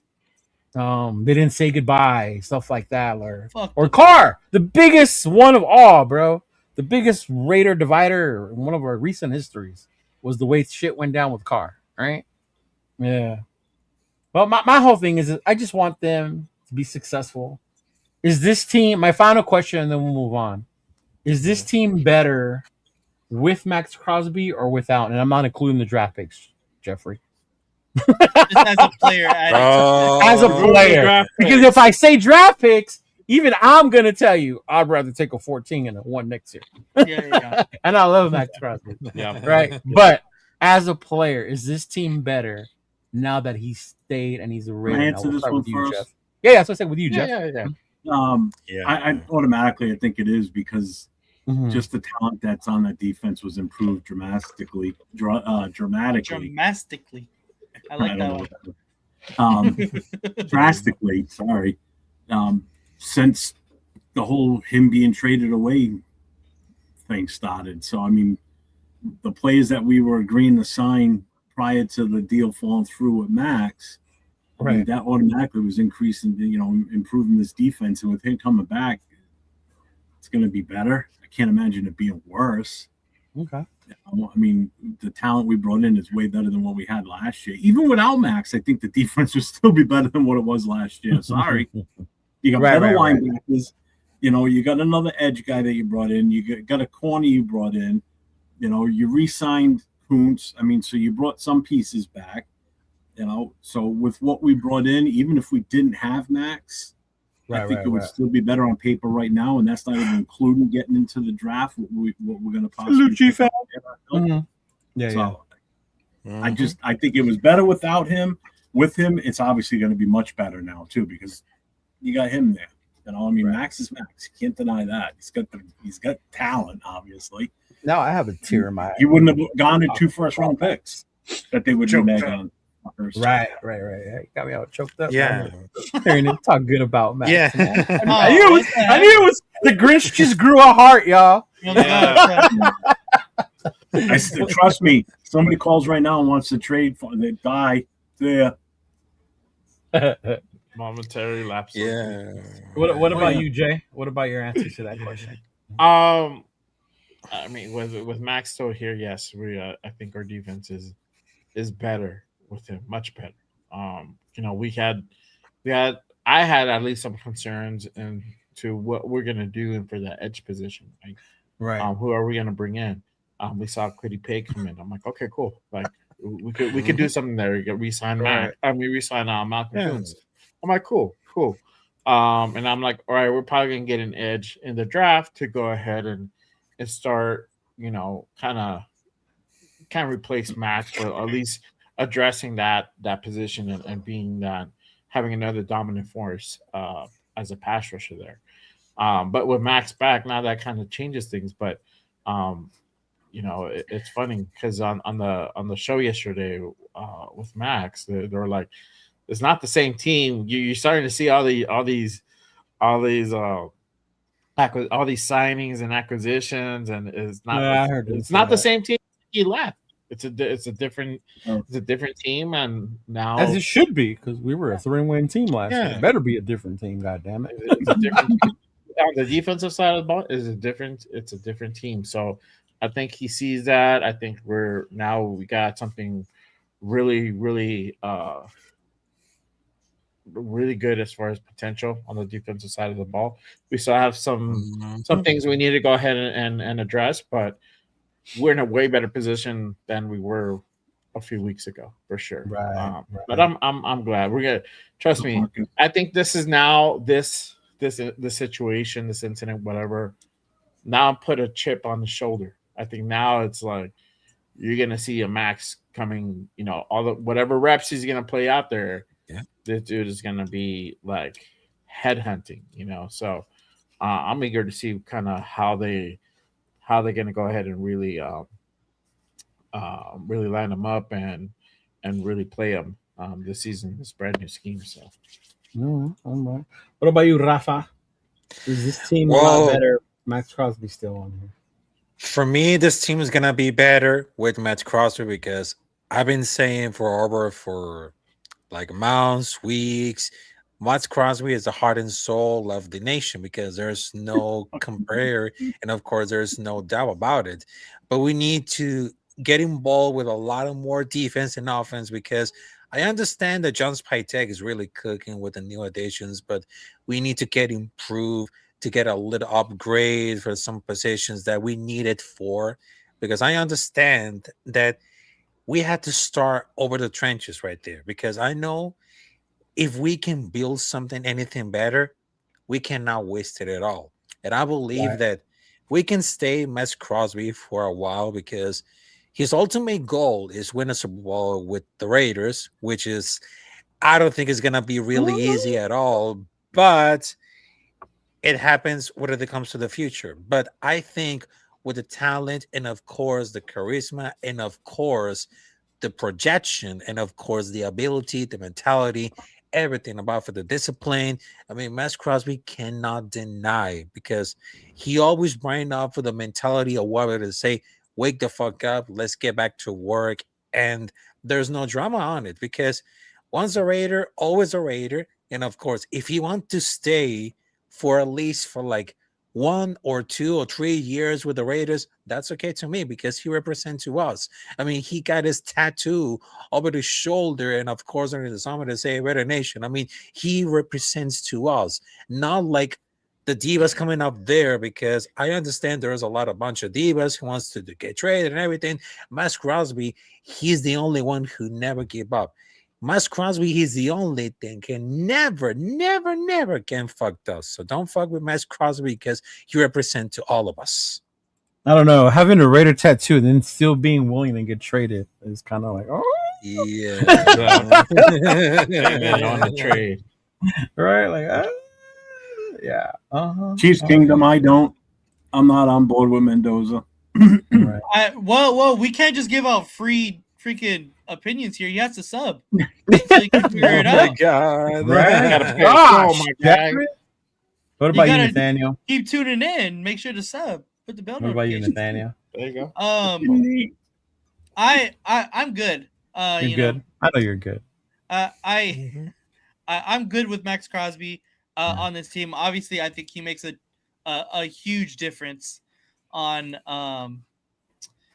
this defense that we added. So I think that like I said earlier, I think it was kind of a win-win situation in our favor, like whether we traded him or whether we kept him, because adding him to our defense that we constructed over free agency is only a bigger plus.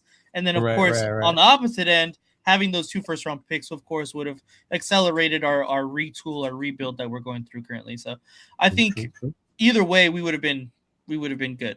But now considering the fact that it's set in stone that we do have Maxx Crosby, I'm excited for it. Honestly, I'm excited to see how he responds to all of the criticism that he's received from our fan base and from for against the Ravens and through the entire media scrutiny that's happened. So I know he said he's ready and he's hungry to prove everybody wrong. So I'm excited to see what he can Does go he have out that there and dog do. in him though? I'm surprised you used that in the right context. I know, right? What are you trying to say, Nate? He doesn't know how to use that correctly. Oh man, I guess I'm too much of an old head to use that. Yes. no. He's got that dog in him. He's a fighter. What was the other one you can't stand? Oh my god, there was another one that you can't stand. Oh, I forgot. The toughness. He's got The that toughness. He's tough. Yeah. What does that even mean? He's got that toughness. Come on, man. Can you play the game or not? That's all that matters. Don't Get give me off this my bullshit. lawn and He's throw a- the fucking He's a football. dog. He's got that toughness. You don't get to play the game. Shut Oh, up. God, Jesus man. Oh my god. So we're gonna do something a little different today. Right now we're moving on from free agency. We're towards the tail end, right? Well, big signings, bigger additions. Obviously, there's still one key thing up there. But as far as looking forward, heading into the draft, obviously all signs point to us drafting Mendoza, even though some of us might not be on board with that plan or would prefer that they get more picks, right? But all signs lead to us, trading from picking Mendoza. So with that being said, like, No, keep saying that. Trading. did you see I said it on 805's channel on their show about the Miami trade? Almost because they're getting ready to trade up for Mendoza. Oh my god. But yeah, as far as position right now, like if you had to choose, right? And we're talking about in the draft, like right now, round 2, number 36, because obviously round 1 we went quarterback. We won't argue about that because we can do a whole show. All right, especially us, especially us arguing about that, right? But when it comes to the second round, like, what do you think is going to be the biggest position or thing that needs to be addressed with that second round pick? It could be offensive line still. Is it wide receiver? Is it defense? When you come to defense, what defense? Do we add another linebacker? Do we take a Jacob Rodriguez, right? Do we get that D tackle? Do we take the nose, right? Do we take a corner? Hey, let's get a shutdown corner. We ain't got one of those, right? Let's get one of those out there. So in your opinion, looking into that, like what would be your ideal as far as what would be the biggest need for this team right now, the way we're built? We'll start with you, Jay. What's the biggest need at 36? He said, my signs are on recall. I'm just going It's real. as my boy Turf says, right? The word on the street is we're drafting Mendoza. God damn it! Oh my god. Right? That's true. That's true. Yeah, but where are you leaning at towards looking at as far as position or need, Jay, when it comes to that second rounder? Yeah, for sure. And this is what we're talking about, like before free agencies, like because we're kind of a little bit like literally doing mocks, and now that we just went through free agency, and we got our answers. So right. I think the biggest priority at 3 weeks ago was the linebacker room. Now it's nose tackle, right? Mm-hmm. Now it's wide receiver. You can go ahead and put it into that category. Okay. So I think honestly, I love Jacob Rodriguez. I think he would be phenomenal here. But and this is why I started with you, because we added linebackers, and for the longest it was always Jacob Rodriguez. So now I'm wondering, are you now still... now things change. So I think right now at 36, you have two choices. I think it's either with nose tackle or you go receiver, and I say receiver in the second round because everything beyond that, as far as talent wise, it starts dropping off. Third round, you can get maybe another wide receiver 2, but guess what? We already have 2 of those guys. We need a wide receiver 1, and we still have that opportunity at 36. But I think the biggest need is nose tackle. So kind of where does that put us? Okay. Yeah, at 36 you have Lee Hunter, you have Caden McDonald, that could possibly fall down there Right. to 36. But on the flip side, they shout out to my guy Raider Resistance. The Raiders are going to meet Denzel Boston this Sunday. Yeah, he's one of them. Yeah, so in The top 30 meets, right? Mm-hmm. Yeah, and his looking at his kind of on his bio and the strengths and everything, he looks really, really good. You know, tall guy, speedy, but has a great route tree, low drop rate. That is your number one wide receiver if you decide to go ahead and go after him at 36. Now, this is also the thing, and I want to just throw a little food for thought for everybody after watching. Spy Tech, don't sleep on Spy Tech. You never know. He might pull something and Trade back into the second round. We saw this happen last year. And he wasted it. Oh my god! He went back down. He went down. But I think we ended up getting we got another third round pick for it. So this might be the situation where it might be the opposite effect. He might go back into the second and possibly try to pick up another guy. If we go nose, might pick up receiver, vice versa. You never know. But I think you go with nose if you're able to. IE Raider Mike. So nose is your thing. IE Raider Mike says trade 36 to move back into the first round and go get your wide receiver. So he thinks wide receiver. Well, what about you, Jeff? Nose tackle, leave me alone. Oh, I'm surprised you didn't say O-line, big dog. Oh my god!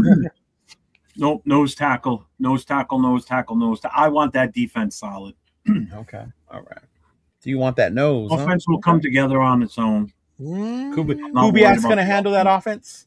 I think the offense is going to be fine. I want that defense. I want everything needed to be there on the defense to make this as an easy possible transition for Leonard to do what he can with that defense. You got him the linebackers. You got him Max back. You got him Quiddy Pay. You got him a cover guy right now. Let's get him that bona fide nose tackle, not one of these guys that's already on the roster that's a possible project to let's try this guy at nose tackle. No, let's get a guy that's a zero technique guy that's played in college at that position. Let's get his ass in there. Let him plug up those holes the way he's supposed to, the way he has been already. And I don't care if it's Hunter. I don't care if it's McDonald. Either one of those two are there at 36. We better come away with it. What if that kid from Florida drops? Mesidor? No, the one with the foot. I said Okay. I said Florida. Huh? Yeah, I said Florida. I know. I'm stupid. Yeah. I'm sorry. It's okay. You're an Angels fan. You're forgiven. You're Yeah. talking about Bailey? Banks. Banks. Yeah, Banks. Yeah, Caleb Banks. Uh-huh. Yeah. In all honesty, I'd rather take either one. I'd rather take what's his name, Hunter from Texas Tech or McDonald. Okay. I do like the kid from Texas Tech. I'm not gonna lie. Yeah, I like. I just like those two guys better. There's no. Here's my thing. Yes, I know it's a broken foot, and I know I've been saying it's only a broken foot. But you know what? Those other two guys don't have injury problems. They don't have a broken foot right now. They can partake in the OTAs because we're going to start OTAs not too far after the draft. We get to be one of the first teams to actually start OTAs before other teams because we have a new head coach again. You know, I think we're setting a record for the most early OTAs in the NFL for the last 15 years. Oh my god! Right. But I want those. I want that defense front solidified. Yeah. So, Real quick, why am I not surprised that somebody from the IE is an Angels fan as well? That's like a thing out in there, huh? They like the Angels because they just hate LA, so they don't go for the Dodgers. Like, yeah. Is that Oh right? my I don't God. know. I don't, Yeah, when I used to live in well- Riverside, bro, there were so many Angels fans. It was crazy. Yeah. well, like the minor leagues teams, like the single A and double A teams have been in the IE for a long time. So Yeah. I know that the Dodgers have just recently have just got their, like, I think there was single A, their IA ball. I don't The one they built in Ontario, or are you talking about the one in Rancho? The quick. Oh, I'm saying prior to that. Prior to because that. they didn't have a team in No, I get you. SoCal, but Mhm. yeah. you know, if for some reason either one of those two guys aren't there at 36, then obviously we'll have to do something different. But I can't imagine that they're both gone by 36. And I don't see we need to trade. We don't need to trade up to get them. Right. One of them is going to be there. So Okay. So you're leaning on defense, defensive tackles. I don't know everybody wants Rodriguez. So, but so, I don't- so you mean we shouldn't just throw Laki Tassi in there because he's a big guy and he can do it? No, Oh my god. no. Oh my lord! Yeah. What about you, Ross? All right, or peace. Oh What about you, Ross? man. The What biggest position? need for right now, the position. Number 2, 36, second I was- round. I would say right guard for the offensive line because Ooh, first right and foremost, guard.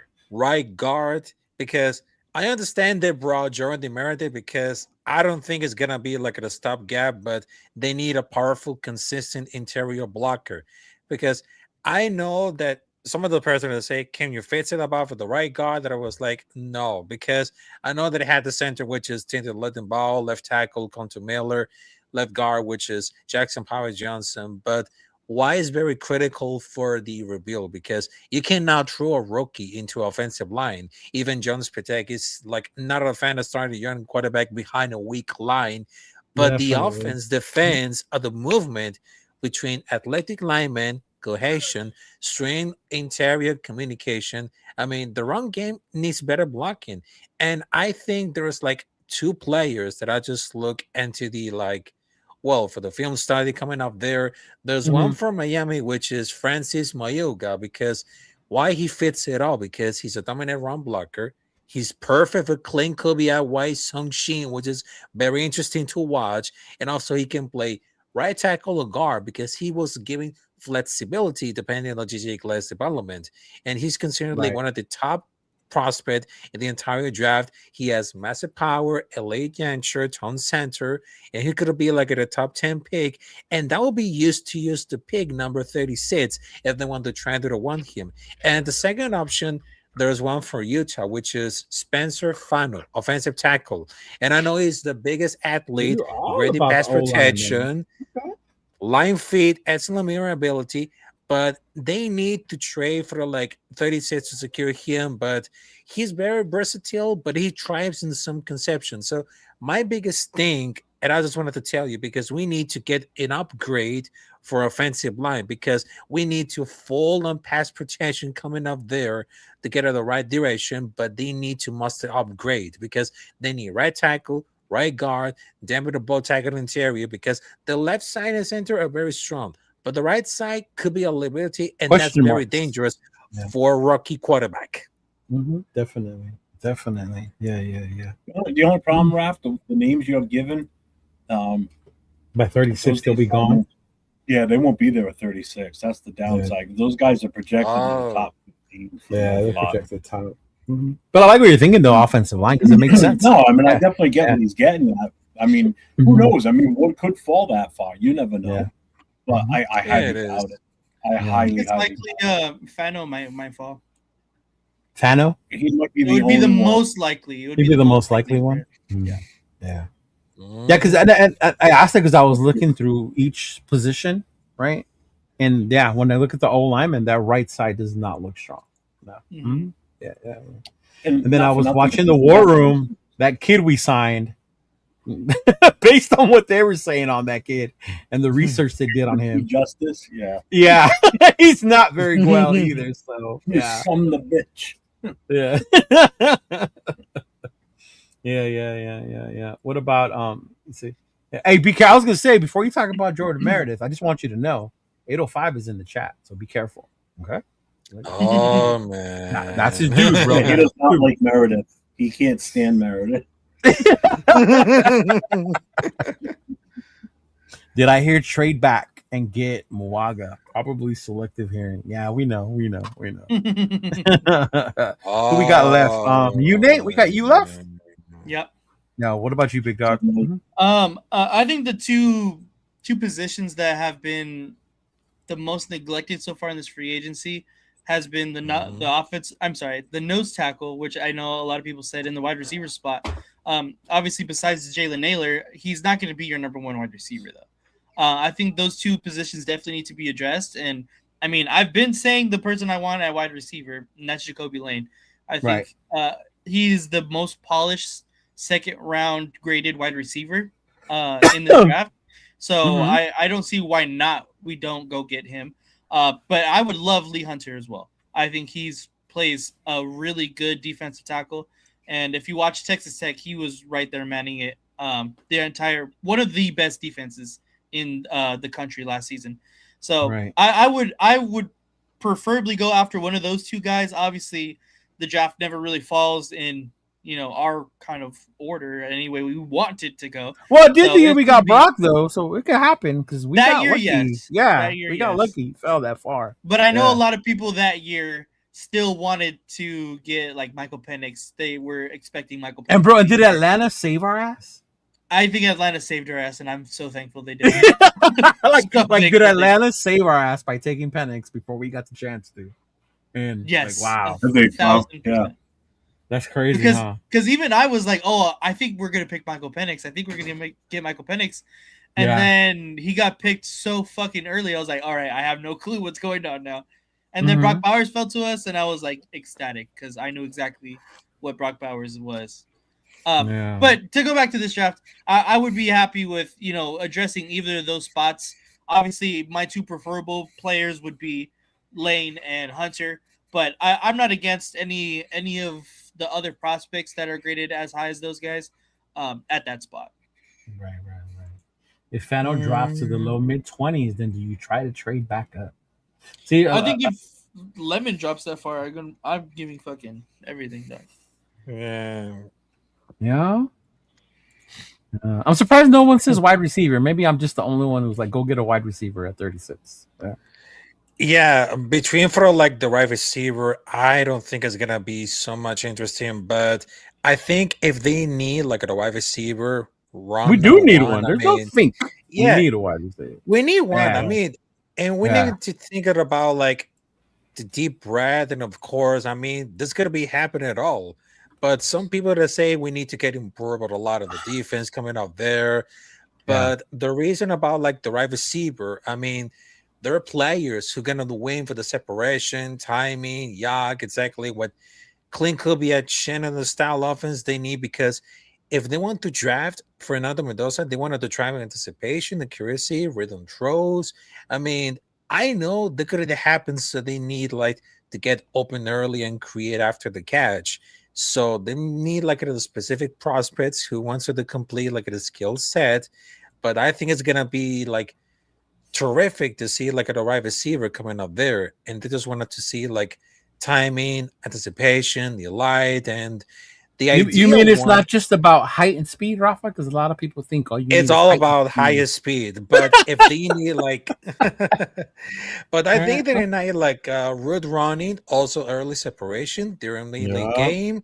Also, if they need, because we need like an archetype that fits small, we need like something like Amara St. Brown or Keenan Allen. There's a lot of archetypes, but it's not going to be available players. We need like an archetypes of those wide receivers. It's They're a going to pretty be really deep perfect. wide receiving class, right, Nathan? Like, there's a pretty I think good so. bunch of wide receivers out there. Yeah. I don't think it's too deep, but I mean, In the beginning, it is at least. Yeah. That's what I'm saying. In the beginning, Yeah, like you're between rounds 1 and 2, you can go get you a good one.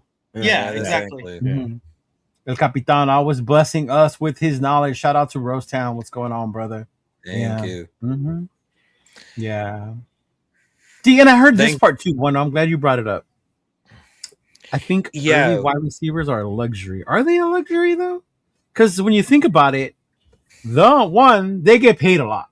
Wide receivers. Mm-hmm. So if you can get a rookie wide receiver, right, on a rookie contract for a couple years, that saves you on the cap as well. Yeah. That's why I don't think like looking for one in the draft is not a bad idea, man. Mm-hmm.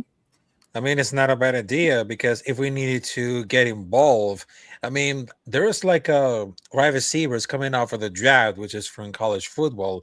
I mean, they're really matching the profile. There's Carnell Tate, there is Michael Lemon, also there is Omar Cooper Jr. I mean, if they want to see a scheme fit for Clint Kubiak offense, because it's all about like the timing, driving style coming out there. I think it's very important to see about the film study, why receivers could be so much important, because I understand we got tight ends, which is Brock Bowers. Also, we got running back, which is Aston Genty. But our priority could be like the offensive line and, of course, the wide receiver. And I understand there's some people that can really match up the lights coming up there. It all depends for speed. It all depends for accuracy. It all depends for the perfect timing, whether it comes to great catch for the quarterbacks. I mean, some wide receivers could be really good, some when they don't, because if they need to get improve a lot of to match all that profile that even they look at it. I mean, there are some players who can really play good, but some Boston. players they need to really to get improve to get a lot of things better, whether it comes after the combine. So I think it's gonna be really easy to find out the wide receiver number one, which is gonna be really drafted at all.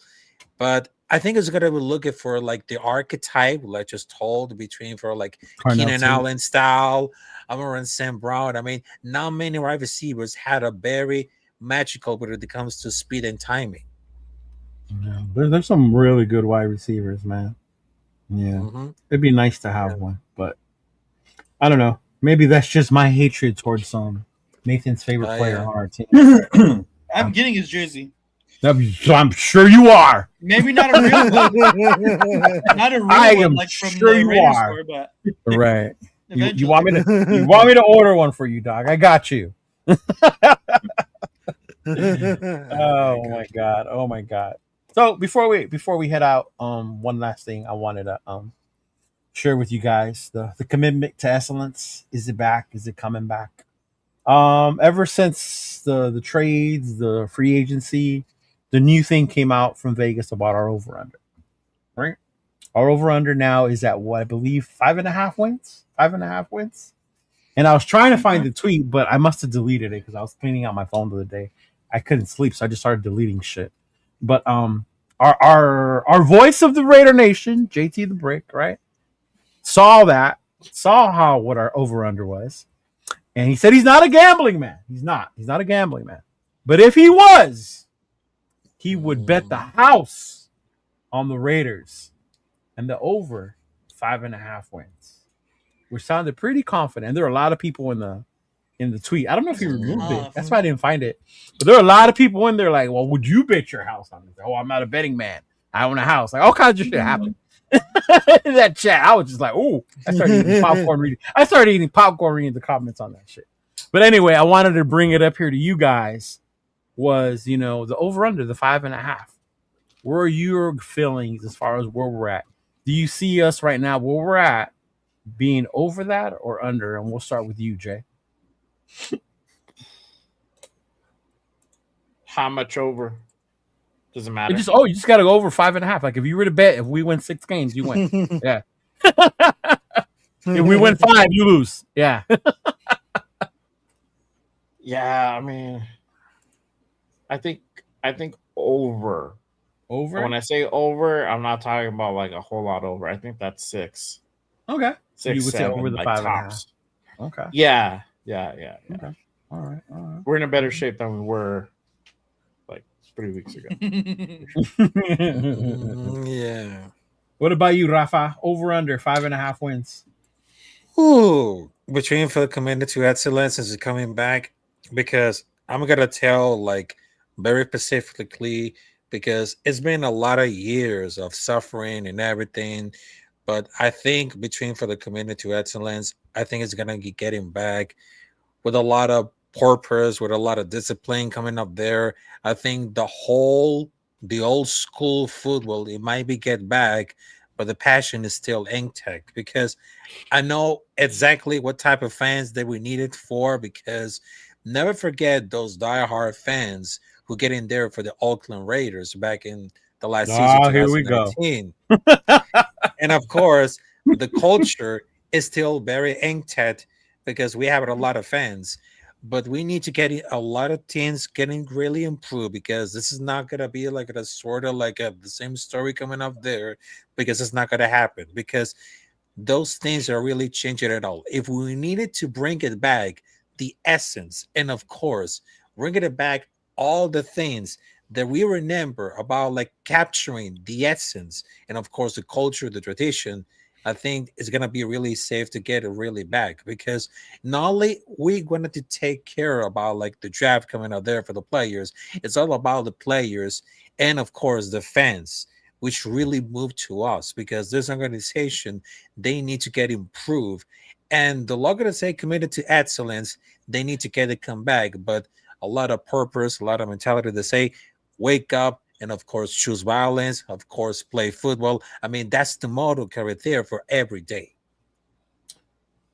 But over under 5.5 wins. Mm-hmm. Which one? Over or under? Do we win more than 5.5? Over 500, over 500, over 500, over 5.5. Yeah. 5.5. So do we win 6 or more games this season? Yes or no? I think it's gonna be like really difficult, but I want to see like 7-8 wins. 7-8. Damn. Okay. All right. Confident. Jeffrey. Under. Next. Under.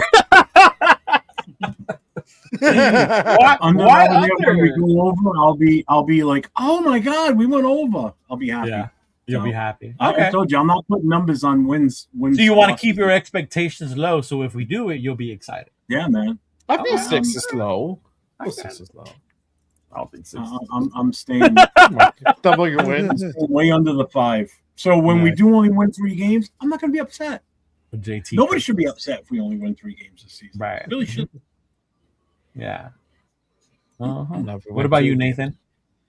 Mike says 6.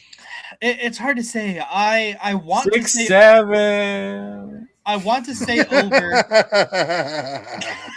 Fucking rough. I love it. Yeah. I want to say over because I do believe we're gonna get to Coach 6 or says 7. But okay. I'm more confident in saying under. Because I mean, fuck, last year I said something stupid like 11 or some shit.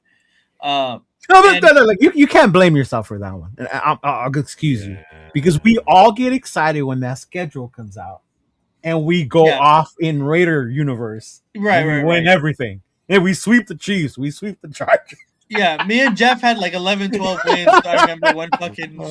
I only said we were going to have 7-8 wins, and then when Nate and I went through the schedule, and like, all right, that's a win, that's a win. Exactly. Yeah. 11. I'm like, how the hell did I get to 11? Because you're a Raider fan, and that's what we do. But to that's be why honest, I don't use that against you. Yeah. But also, like, our schedule ended up being a lot stronger than when we first anticipated. Like when we first came out, it ended up becoming a lot stronger, and I think that this schedule, like obviously we don't know like which dates that the team, but we know the teams. No, which is why we do our release party watch thing. Right, but we know our opponents, and I think it's actually looking a lot stronger than what last schedules ended up being. It won't be in the ER this time because we play the NFC West, right, which is the Niners, the Rams, and the Seahawks, right? Cardinals. And unless you're from the Bay Area, you think we're going to beat the 49ers. Most of us probably think they're going to beat us. Right? Okay. Yeah, exactly. Yeah. And so I think the schedule is going to end up being a lot harder than what we experienced last year. So I do want to say over, but I think we're going to be right there in the middle, like 4, 5, 6, somewhere in between there. So it's really tough to say, but I'm going to say under. Under. Okay. Because I'm more confident in that as of right now. And then Jeff is just under. My expectations, I'm trying to keep until we do our main show with the schedules, and then that's when we start looking at the schedule, and then we look up and we're like, oh shit, we're at 8 or 9 already. Dude, how did we win the Super Bowl? But you can't blame us for that because we're Raider fans, y'all. We're Raider fans. Trade down for another first round pick. I can't find the tweet. Boy. I don't know if he deleted it or not, bro. I can't find it. I wanted to show it to you guys. It was just funny the way people were in the comments. Like, well, if you're so sure, why don't you do it? Like, I was like, oh shit, yeah. I mean, I don't know. I think I'm still. I think I said it. Was it? I said Tuesday, Jeff, or last week? We're still gonna pick in the top 10. I think I said. I think I said it with Rundown. I said it when I was on with Rundown. Yeah, I don't think it was. Yeah, definitely wasn't last night. Yeah, Rundown asked me if we were still picking top 10, and I go, "Well, how many wins does it take to get the top 10?" I think the number was like 5 or 6. If you only win that many games, you land in the top 10. So that's where we're going to be at. I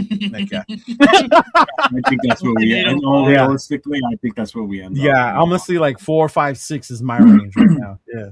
Yeah. Yeah. He's like, doing a mock draft, and the Jets just offered me a trade. We're back in business, people. I traded back. Oh my god, this dude. Yeah, under 5.5 But is an second early round. draft pick. I would not be mad at that. Mhm. Right, and I would. And it's funny because, and I'll ask you guys this, and then we'll get out of here. If we do win more than 5-6 games, say 8 or 9, puts us in the teens, right, out of the playoffs. Is that bad, or would you guys be cool with that? I'm cool with that. Yeah. Say that again? We're just outside of the like we just missed the playoffs. Yeah, like, well, we're 8-9 wins. So say the Yeah. playoffs is 10-11, right? So we just missed, but we want 8 or 9. We're back in that middle spot where we're not picking in the front end of the draft. We're not in the back, but we're just right in the middle. I'm okay with that because we're building. We're heading in the right direction. We just literally That winning part. games. Yes. We won 5 more games than when we expected. Winning 3 Right. more, like getting to 6 wins, it's Yeah. already like you're winning. Like that, Right. that's a successful season. If you're Mhm. winning 5 more games, it's like you're on the right path. You just missed the playoffs. It's a Mhm. big deal. Sometimes I Honestly, think we I have can't find terrible someone luck. more doom boom than Jeff, and then Bueno always like takes me out. He's like, we have such terrible luck though. Watch 6 other teams with the same amount as win, and we end up with like 16. Oh man, yeah. Mhm. What about you, Nate? Would you see that as like, damn, that fucking sucks? I wish we would have been top 10, or You know, it's hard because Yeah. where does Jeremiah Smith go? Where does Jeremiah Smith that right, how often I say Mekhi Lemon would be the perfect fit in this offense? I yeah, think Jeremiah Smith would be what's to be even just as more perfect for Yeah. the Mekhi Lemon. But yeah. it's tough because obviously, like, looking forward to what the possible draft could be for next year. Like, Yeah. obviously, we want to get a high pick to secure one of those top guys, but obviously the whole thing is about winning football games in Right. the season that you're playing. If we end up being, right there in the middle, 15, 16, 17, 14, 15, 16, whatever it may be, I think I'm with Jay. It means that we're headed in the right direction. It means that we're progressing. True. To bring it all back to the draft, I think that next year, we always say next year is going to be a better draft class, but I actually do believe that next year is going to be a better draft class. We always say that until people get hurt and people don't Yeah. come out, and I'll pay somebody else more and they stay. Yeah. Exactly. They flat out just suck. Right? Like, There Jesus are. Christ. Yeah. You're right. And there's supposed to be a lot. They're supposed to, quote unquote, again, let's we're not even through our draft yet, but Right. there's supposed to be a lot more quarterbacks coming out next year. So that always, kind of swings the other position players Right. towards the end of the draft. So we'll see, obviously, but I just as far as Raiders and winning football games, I think that, I'm gonna have to go with Jay that we're going to see progression, and I think that I wouldn't be upset at 14, 16. What about you, Rafa? Would you be happy with 8-9 wins? Yeah, I'll be pretty happy because I know this is gonna be really. It doesn't matter. It's gonna be 7 or 8 wins. I don't care because it's gonna be like something to get to build. Right. You're building on something. Okay. Yeah. What about you, Jeffrey? I'll take whatever. You'll take whatever. You'll be happy. Watch Like season. I said, Watch. as long as the team looks better than what it has been, and right along with what Jay said is Mhm. the progression that we're going in the right direction. Right. We're not finishing looking like shit. The defense can't stop anybody. The offense can't put points on the board. So, Yeah. and I think that would make a big difference too. I mean, the defense is already light years ahead of last year. Then whatever On we pick up paper. in the draft helps. Yeah. Yes. Yeah. But no, all honesty, talent-wise, like physical talent of the players that we brought in is way better than what we had last year. Okay. Okay, so that only means Yeah, I'm a lot happier not relying on the Bergs as our linebackers. Yeah. Oh my God, yeah. That was great. But the other thing too is if the defense is that good and we can add a piece, meaning like a nose tackle in this draft that makes it even the next level up, When we're holding teams to lower points, it's less stress on the offense. We don't have to go out and put 30 points on the board to beat teams. We can put 21, 24 points on the board and win some games, or at least be in games where we're only losing by a couple of points type of thing. We're not getting blown out because our defense is so awful. We're not having shutouts. It's not like you go get a beer, you come back and it's 21-0. Like, what the fuck happened? I know, pick six. That Philadelphia game, bro. I swear to God, that's how it felt. The Washington game too. The Washington game too, Nate. We saw that one. Yeah. Yeah. Yeah. Oh my lord. But yeah, I remember that Philly You know, game. honestly, Jeff I was think at the Philly game, so I was at the Philly game, and I'm telling you, I don't think, if I remember correctly, I don't think the offense was anywhere near where I was on the field. no. Like we were sitting, I remember the defense going up and down the goddamn field like it was nothing, it was just like crazy, like because their offense was just pushing us all around. Our offense couldn't even get first downs on a consistent basis. Offense was just stale. The real like Kenny Pickett showed up that day. Oh yeah. Yeah. See, I would be, as much as I want us, because we're rebuilding, to have higher draft picks. I think I would be happy if we got that many wins, because that means I was wrong. I was wrong about Mendoza, because if we're winning that many games, then obviously Kubiak is doing something right with him, right? They're moving the ball. We're winning games with this kid. I was wrong about Ashton Genty. We're going to be a running team now. If we're winning that many games, that means Deuce, right, Genty, is having an even better season than he did the year before, right? Maybe I'd be scoring touchdowns or I'm the only one with it, by the way, and I'm called a Genty hater. I'm just saying. But yeah, and I would love that. I really would, because it's like how you said, just to see my team being more competitive, going to Vegas, right? And showing up to a game, and then when I get excited that we won for my birthday, I don't come back on here and but it was just the Titans, Leo. Get over it. Like, goddamn, bro. Like, let me enjoy the Let me get my way, goddamn. like, goddamn, y'all just burst in my bubble. Can't have nothing. Like, yeah, Jesus Christ. But yeah, I mean, I would be happy. As much as I know and to me, that's with me in my mind. I know we're doing this in the long term. It is. I don't expect Super Bowl. Oh, Jaden took the Redskins to the NFC Championship year 1. I did it. Like, I don't expect that next year. Like, yeah, this is going to be an ongoing practice, building process. And you got to be patient with Kubiak and with Leonard. Leonard is his first time being a DC. Yeah. Yeah. On a new scheme, on a new system.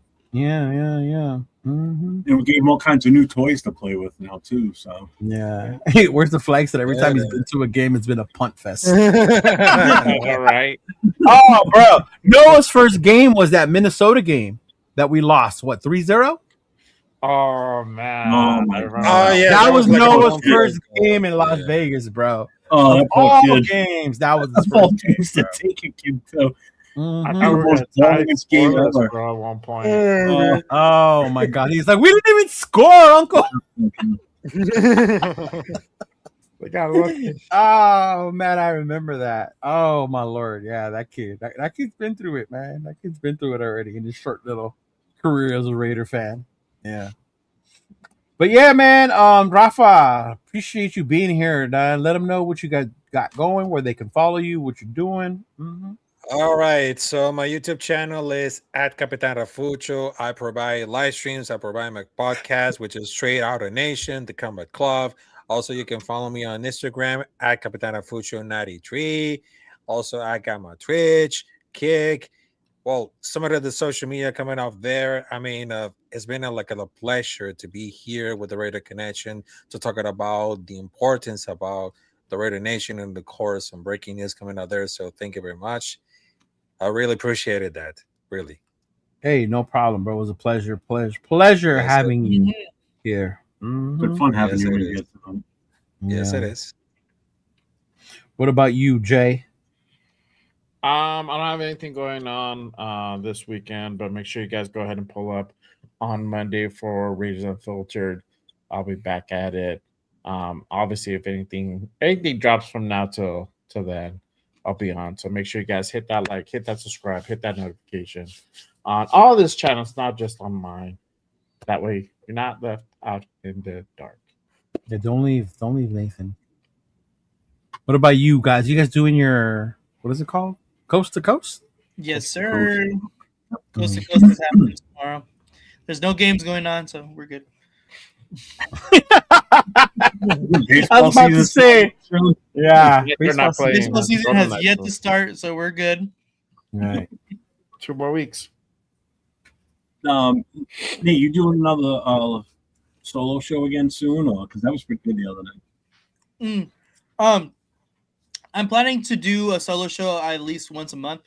It's just going to be kind of a recap of what happened throughout the entire month. So expect it to be at the end of the month, just to go over what exactly happened in Raiders news throughout the whole month, and we'll just do like a quick recap like we did last time.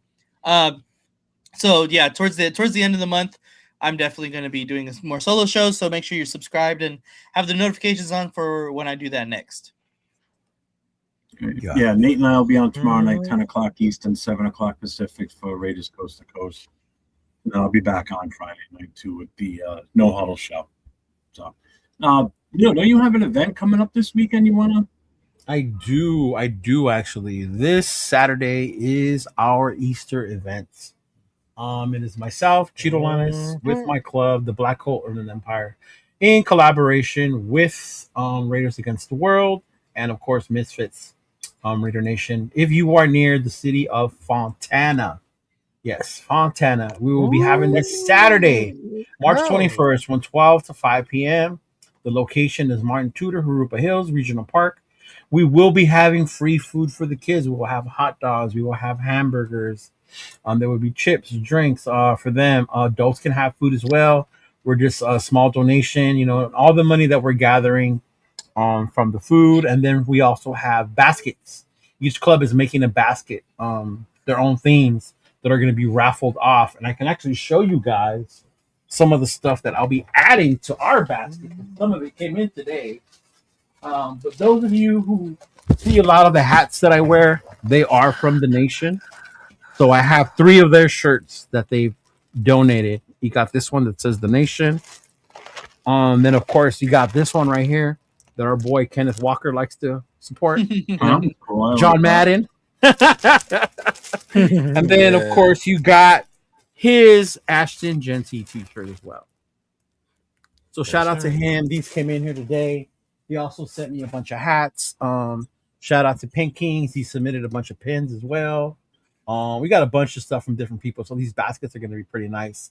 And they're going to be available for you to buy raffle tickets and be able to walk out with one of these baskets this morning. And it's for a good cause. It's whatever money, whatever Easter baskets we don't get, if you want to come in, bring an Easter basket. Whatever money baskets we don't get, we offer them 150. So whatever we don't get with that, then we'll use the money to go ahead and buy those baskets and then give them the rest as well. So come out on Saturday for a good time with the Raider Nation. Bring your kids. Easter egg hunt. Each club has like over 200 eggs. There's golden eggs in there too with special prizes. There's games. There's games as well. You'll be able to redeem and come win prizes. The girls are setting up what they call like a bunny booth. So you'll be able to come in there and redeem some of those eggs for some special prizes that we bought. We bought like balls, bubbles, high bounce balls, like different stuff like that, So it should be a lot of fun for the family. Mm-hmm. You setting up a kissing booth there too? I wanted to, but that got shut down real quick. Yeah. God damn it. Yeah. The girlfriend said negative Ghost Rider, so I was like, all right. But yeah, if you're in the area, if you're nearby, swing through, come through. Appreciate it. It would be make sure everybody checks that out if you're out there, man. It's a good cause. That's awesome. Yeah. Kudos to you guys for doing that. Yeah, for sure, man. Mm-hmm. And then that's it. Yeah, I think Monday we'll be back. I'll be back. I don't have an appointment Monday, so Monday I'll be back with Raquel and Shona. We'll be back with Little Raider podcast, so I'll have their thoughts and on their feels on how they're feeling with what moves have been going on, and see if anything comes out anymore, and start preparing for the for the draft, man. Start preparing for the draft and some of these Raider events. It's that season. It's that season, you know, where we start to get together. For me, it kicks off with this Easter event, and then April we're not doing nothing because April's WrestleMania, so that's different. WrestleMania is in April. But in May we're doing the summer kickoff in Bakersfield, and then there's another kickoff that's gonna happen in Vegas in June, and then I still got to get with Nathan to be able to go do that battle for Vegas softball game this year with him. Yeah. Mm-hmm. Yes, sir. Yeah. And of course, as 805 says, "Oh my god, prepare for the trade back." Hey, I did trade back this time. I traded back. Hashtag team trade back. Hashtag And not only a mock drafts, I mean a real one, y'all. Could you imagine if that day that it gets announced the Raiders have traded, and like it's gonna be insane, bro. It's gonna be insane. Yeah, I'll be like, four of us there that are gonna be all excited. Everybody else is gonna be like, oh. wow. Yeah. I'm like, wow. Okay, so what's gonna be the pick? What's gonna be? I'm gonna trip out on the people who have bought Mendoza jerseys, and people keep asking me for them, but I don't want to get stuck. Yeah. Right, exactly. Like I'll make a shirt, but I'm not getting a jersey until 1, I know he's here, and 2, what number he's wearing. Yeah. Until then, like you get a shirt. That's all you get from me when it comes to Mendoza. I don't trust anything that's gonna happen on April 1st. So April 1st. he says if What did he everyone's say? missing the news, Spy Tech and Like, you want to watch it though. Like, You want to watch it just to see how bad Mendoza is. I lights it up. Out there throwing like Napoleon Dynamite guy, the guy that does. Is that their pro day? He's doing it on April Fool's Day? Yeah. Wow. So is he gonna come out and It's gonna be throw a lot like of- shit? Well, April Fools, I'm not that bad. This is gonna do it as pro day. Yeah. Someone's gonna simulate empty. You know what? Thank God I couldn't do it without my teammates. I love it here. I'm so grateful. Yeah. I can't wait to be a Raider. I love it. Yes. But yeah, hey, all bullshit aside, I make fun of him now. But if we draft him, Watch. I'm gonna be a fan, just like I am with Genty. That's why Nathan says I don't deserve to have this shirt because I make fun of him a lot, but I still cheer for him. All right, y'all. Anything else? Anything else before we bounce out of here? No. Nope, I'm good. All right, good to know, fellas. Appreciate y'all once again. Thank you to everyone for the 1K. Shout out to Jeff for hitting his 2.5K. You know, do that. Nathan, we gotta get you going, big dog. Yeah, make sure if you haven't already, get over to LV Raider 500 mark. Right? You gotta get him there. We got to get the toughness out of you. We got to get that dog in you. What's the other one? I see that dog, bro. We got to get all that out of you.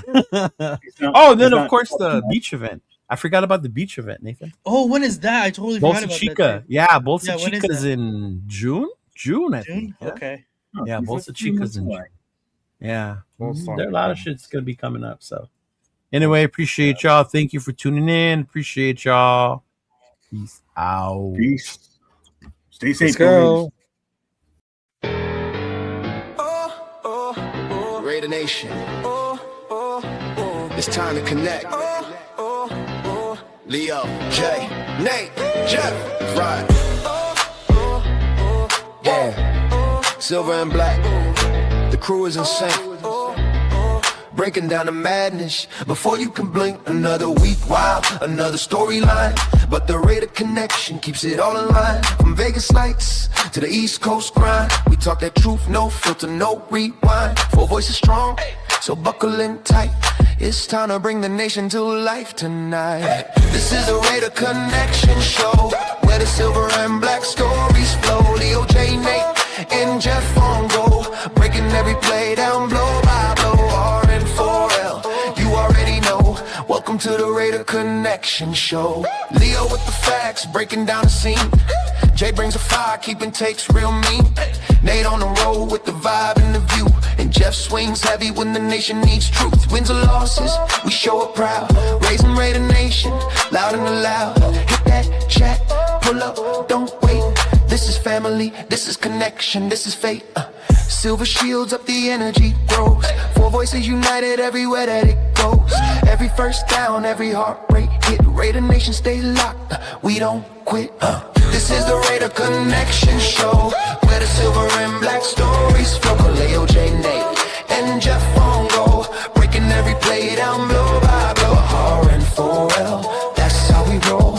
Welcome to the Raider Connection Show. So grab your drink, hit subscribe, let's ride. Raider Nation strong, we never divide. From kickoff to the final echo, you're tuned into the Raider Connection Show. Hey!